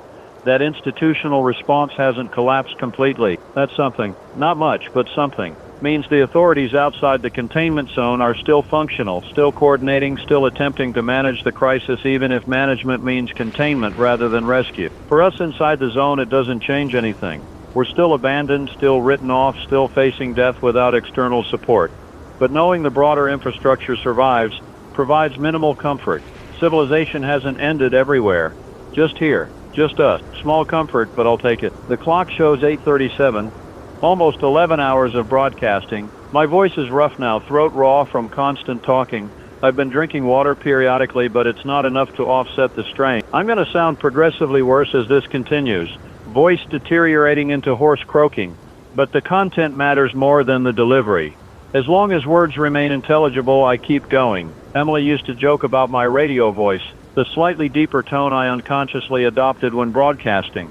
Said it made me sound more authoritative than I actually was. She'd imitate it sometimes, making me laugh at my own affectation. I miss her laugh, miss her presence, miss having someone who knew me well enough to mock me affectionately. Grief keeps hitting in waves. I'll be functional for a while, focused on tasks and information, then something triggers memory and the loss becomes overwhelming again. Have to breathe through it. Have to let the wave pass without drowning in it. This is what grief during crisis looks like. No time to properly process, no space to mourn appropriately. Just periodic overwhelm interrupting necessary function. I'll grieve properly later. If there is a later, if I survive long enough to have time for emotional processing. Right now I compartmentalize, push the feelings down, focus on immediate tasks, deal with emotions after the emergency ends. Except the emergency won't end. This is permanent now. This is just how things are. So I'm postponing grief indefinitely, waiting for stability that will never return. Eventually that postponement will break me. Eventually the accumulated emotional weight will exceed my capacity to contain it and I'll collapse psychologically. But not yet, not while I'm needed, not while the broadcast continues. After, I'll fall apart after. When there's no one depending on this signal, when survival becomes personal rather than public, then I can afford to break. Until then, I hold together through will and necessity. A man called asking if I'd heard anything about international response, whether other countries are sending aid, whether the infection has spread beyond national borders, whether global resources are being mobilized to address the crisis. I haven't heard anything about international involvement. The communications I'm monitoring are all domestic. If international response is happening, it's at levels I don't have access to. But logically, other nations would be watching this situation carefully. An infection that spreads this rapidly, that resists conventional containment, that threatens to consume entire populations, that would concern every government on Earth. They're probably implementing their own containment measures, closing borders, restricting travel, preparing for the possibility that infection reaches their territories. Some might offer assistance, but most are probably focused on preventing spread to their own population. We're a cautionary tale now, a demonstration of what happens when response fails. Other countries will learn from our mistakes, will implement harsher measures earlier, will prioritize prevention over humanitarian concern, and will die here while they watch and take notes. That sounds bitter. Maybe it is bitter, but it's probably also accurate. Nations prioritize self-preservation. They'll help if helping doesn't risk their own populations. But when help means exposure to catastrophic infection, they'll let us die to protect themselves. I can't blame them for that calculus. It's rational. It's the right decision from their perspective. Better to lose one nation than lose all of them. Cold comfort for those of us on the wrong side of that equation. The man on the phone seemed disappointed by my answer. Wanted to believe international cavalry was coming to save us. Wanted to believe we mattered enough for global intervention. We don't. We're acceptable losses in the larger fight against the infection. Written off, abandoned, left to die, while the rest of the world builds walls to keep us and our contamination isolated. I ended the call and moved on to the next. This is what I do now. Destroy hope. Confirm worst fears. Serve reality regardless of how cruel reality is. Not the role I wanted, but the role circumstances demand. The snow has stopped falling outside. The clouds are thinning, allowing moonlight through in patches. In that pale light I can see the city more clearly. See the streets buried under white. See the buildings standing silent and dark. See the smoke still rising from fires in the distance. It looks abandoned. Looks like everyone left years ago. And nature is reclaiming human spaces. But I know better. I know the streets are full of infected. No survivors are hiding throughout the city. Know that beneath the peaceful appearance is ongoing horror. Appearances lie. The snow makes everything look clean and quiet and safe. But walking those streets means death. The infection doesn't care about aesthetics. I'm watching the fuel gauge obsessively now, watching the needle drop gradually toward empty. Each hour brings us closer to the end of broadcast capability. Each hour is borrowed time. 8 hours of generator fuel remaining, then battery backup, then silent. I need to make these hours count. Need to provide maximum value with the time remaining. But I don't know what maximum value looks like. Just continuing to broadcast, just being here, is that enough? Or should I be doing something different, something more significant with these final hours? I don't know. Too tired to think strategically, Just maintaining baseline function takes all my remaining capacity. So I continue as I have been, taking calls, sharing information, maintaining human connection through the broadcast. It's all I know how to do. Hope it's enough. A woman called asking about children. Whether infected children behave differently than infected adults. Whether they might be less dangerous or more susceptible to reasoning. I don't have specific information about infected children. Haven't seen reports distinguishing between age groups. The infection seems to affect everyone similarly regardless of age. But the question reveals her situation. She's somewhere with children, possibly her own, possibly others she's trying to protect. And she's looking for any reason to believe those children might be savable if they're infected. They're not. The infection doesn't discriminate. Doesn't spare children because they're young or innocent. A child infected is just as dangerous as an adult infected, maybe more dangerous because people hesitate to defend themselves against children even when those children are trying to kill them. I had to tell her that, had to destroy whatever hope she was constructing about saving infected children, because that hope could get her killed, could make her hesitate at a critical moment, could lead to more infection. She started crying. Asked how she's supposed to survive in a world where children become monsters. Asked what kind of universe allows that. I don't have answers to those questions. The universe is indifferent to our sense of justice or fairness. Bad things happen to innocent people, including children. That's just reality. But I didn't say that to her. Just offered inadequate sympathy and ended the call. Some questions don't have answers that help. The temperature in the building is dropping despite the heating system. I can feel it in my fingers in the air I'm breathing. The cold is winning despite our technological efforts to exclude it. When the generator fails, when heating stops, this building will become uninhabitable quickly. I'll need to find alternative shelter or find ways to stay warm without power. More problems for future me to solve. Right now, I just note the temperature drop and keep broadcasting. The clock shows 9:43. Almost 12 hours since this began. 12 hours of continuous crisis, of society collapsing, of people dying, and we're nowhere near the end. This will continue for days, weeks, possibly months. How long does an outbreak like this last? How long before the infection burns through available hosts and has no one left to infect? How long before survivors die of starvation or exposure or violence, leaving only infected and empty buildings? I don't know. The mathematics of epidemic spread don't account for zombies, for infected that don't die from the disease itself, that persist indefinitely as vectors. Traditional models assume infections that eventually resolve either through host recovery or host death. But if infected don't die, if they persist as ambulatory transmission vectors, then the infection could theoretically continue forever. Each infected individual remains dangerous indefinitely. Even if transmission slows, even if new infections become rare, the existing infected population remains as permanent hazard. That's the nightmare scenario.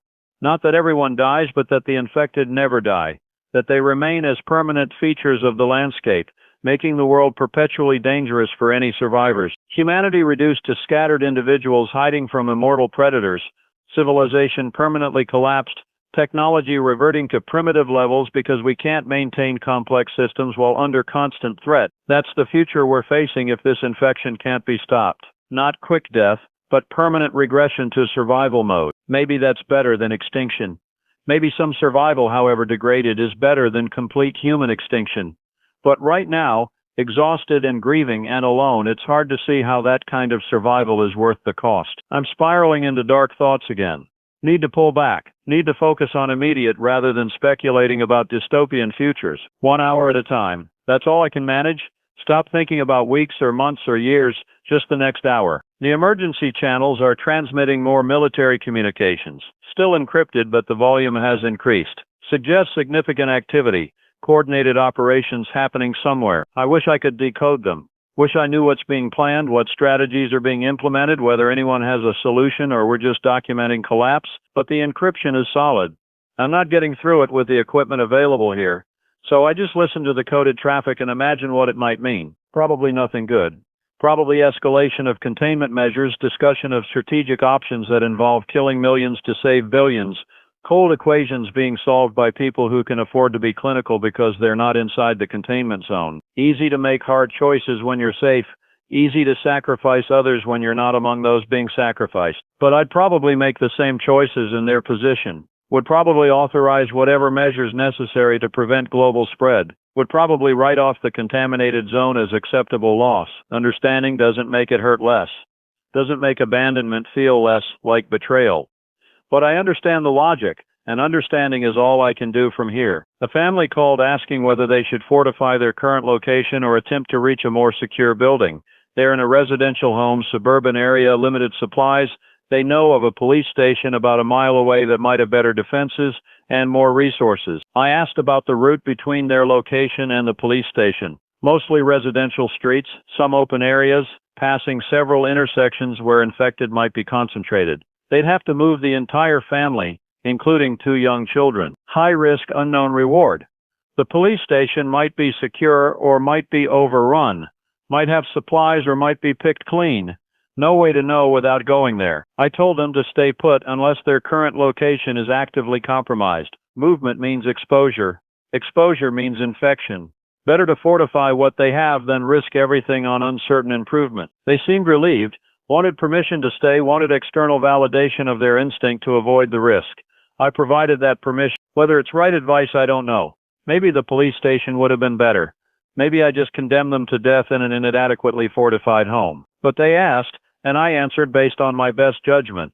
That's all I can do. Give the advice that seems most likely to help and accept that I might be wrong. This is the weight of assumed authority. People trust my judgment because I'm broadcasting, because I seem to have information they lack. But I'm just guessing like everyone else. Just making decisions with incomplete information and hoping they're correct. The responsibility is crushing. Every piece of advice might get someone killed.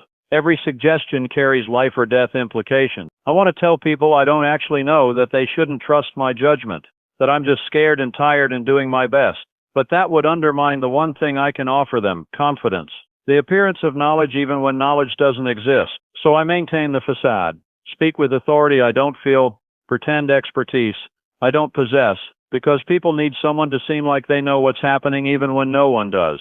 Emily saw through the facade, knew I was as lost as everyone else, but she never called me on it because she understood the necessity of pretense, understood that maintaining confidence helps people more than acknowledging doubt. I miss having someone who knew the truth, who understood that behind the radio voice and authoritative tone was just a person scared and uncertain and making it up as I went. Now everyone hears the performance. No one sees the person underneath. I'm alone with my doubts while projecting certainty to everyone listening. It's isolating in a different way than physical isolation, emotional isolation, performing a role that prevents authentic connection. But necessary. The broadcast requires it, people require it, so I perform. The clock shows 10:17. Fuel gauge shows 7 hours remaining. Then battery backup. Then nothing. The end is approaching. The broadcast won't survive tomorrow afternoon. Emily died for nothing. Her attempt to extend our runtime failed, and soon the station goes silent regardless. I need to accept that, need to prepare for what comes after the broadcast ends, but I can't think that far ahead, can't process beyond the immediate need to continue while continuation is possible. Tomorrow, I'll think about tomorrow when tomorrow arrives. A man called claiming to have information about a cure, said he worked in pharmaceutical research, said the infection is treatable if caught early, said proper antiviral protocols could reverse the transformation. I asked for specifics, chemical names, treatment protocols, evidence that this works. He became vague, said the details were proprietary, said he couldn't share specifics over unsecured channels, said people needed to trust him. I pushed harder, asked where he's located, how he knows this information, why he's calling a radio station instead of coordinating with medical authorities. He got defensive, accused me of suppressing hope, of being part of the cover-up, of working with the government to keep the cure secret, then hung up. False hope. Desperate invention. Someone creating meaning by imagining they have crucial information when really they're just scared and grasping for control. I understand the impulse. Want to believe I have special knowledge that matters. Want to feel important and relevant instead of powerless and useless. So I create narratives where I'm the hero with critical information. But broadcasting false hope helps no one. Gets people killed when they trust non-existent cures instead of taking actual survival precautions. I won't spread that kind of misinformation. Won't give people false comfort that undermines their survival instincts. Reality is harsh but real. Fantasy is comforting but fatal. So I stick to verified information even when verification is impossible and information is minimal. Better to acknowledge uncertainty than to fill gaps with inventions. The snow is melting slightly despite the cold. Water dripping from building edges, creating icicles that catch the moonlight. Beautiful in a way. nature continuing its patterns regardless of human catastrophe. I'm watching those icicles form and thinking about persistence, about how water freezes and melts and freezes again in endless cycles, how nature doesn't give up or lose hope, just continues following physical laws without concern for outcomes. Maybe that's what survival looks like, not hope or purpose, but simple persistence. Following the patterns that keep you alive without needing them to mean anything. Eat when hungry, drink when thirsty, sleep when exhausted, seek warmth when cold. Basic biological imperatives that continue regardless of circumstance. Maybe I'm overthinking this. Maybe survival doesn't require meaning or hope or purpose, just requires continuing the biological processes that define life. That's almost comforting. Reduces survival to simple maintenance. No grand meaning required, just persistent. Emily would challenge that, would insist that meaning matters, that humans need purpose beyond mere biological function, would argue that survival without meaning is just extended dying. She's not here to make that argument. So I'm left with my own thoughts spiraling between nihilism and desperate meaning-making. Neither extreme is useful. Neither helps me survive or maintain the broadcast. Just mental noise distracting from necessary tasks. I need to be more disciplined. Need to silence the philosophical spiraling and focus on immediate practical concerns. But exhaustion makes discipline difficult. Makes every thought feel profound even when it's just noise. Makes simple tasks feel overwhelming. I should sleep. Even a few hours would help, would restore some cognitive function, reduce the risk of critical mistake, but sleeping means stopping the broadcast, means abandoning my post, means letting Emily's death become even more meaningless. So I stay awake, push through. Accept declining function as the price of continuing. A woman called asking whether she should tell her children what's happening. They're young, sheltered in their home, aware something is wrong but not understanding the full scope. She wants to know if honesty is better than protecting their innocence. I don't have children. Don't know the right answer to that question. Protecting innocence seems kind but dishonest. Being honest seems cruel but respectful. I told her it depends on the children's ages and temperaments. That she knows them better than I do. That she should trust her parental instincts about what they can handle. Non-answer. Avoidance of responsibility for making that decision, but I genuinely don't know the right choice. Don't have the expertise or experience to advise on parenting during apocalypse. She seemed disappointed. Wanted clear guidance. Wanted me to make the decision for her so she wouldn't carry the weight of choosing wrong. But I can't do that. Can't take responsibility for how she raises her children during the worst crisis imaginable. That's her burden as a parent. So I deferred.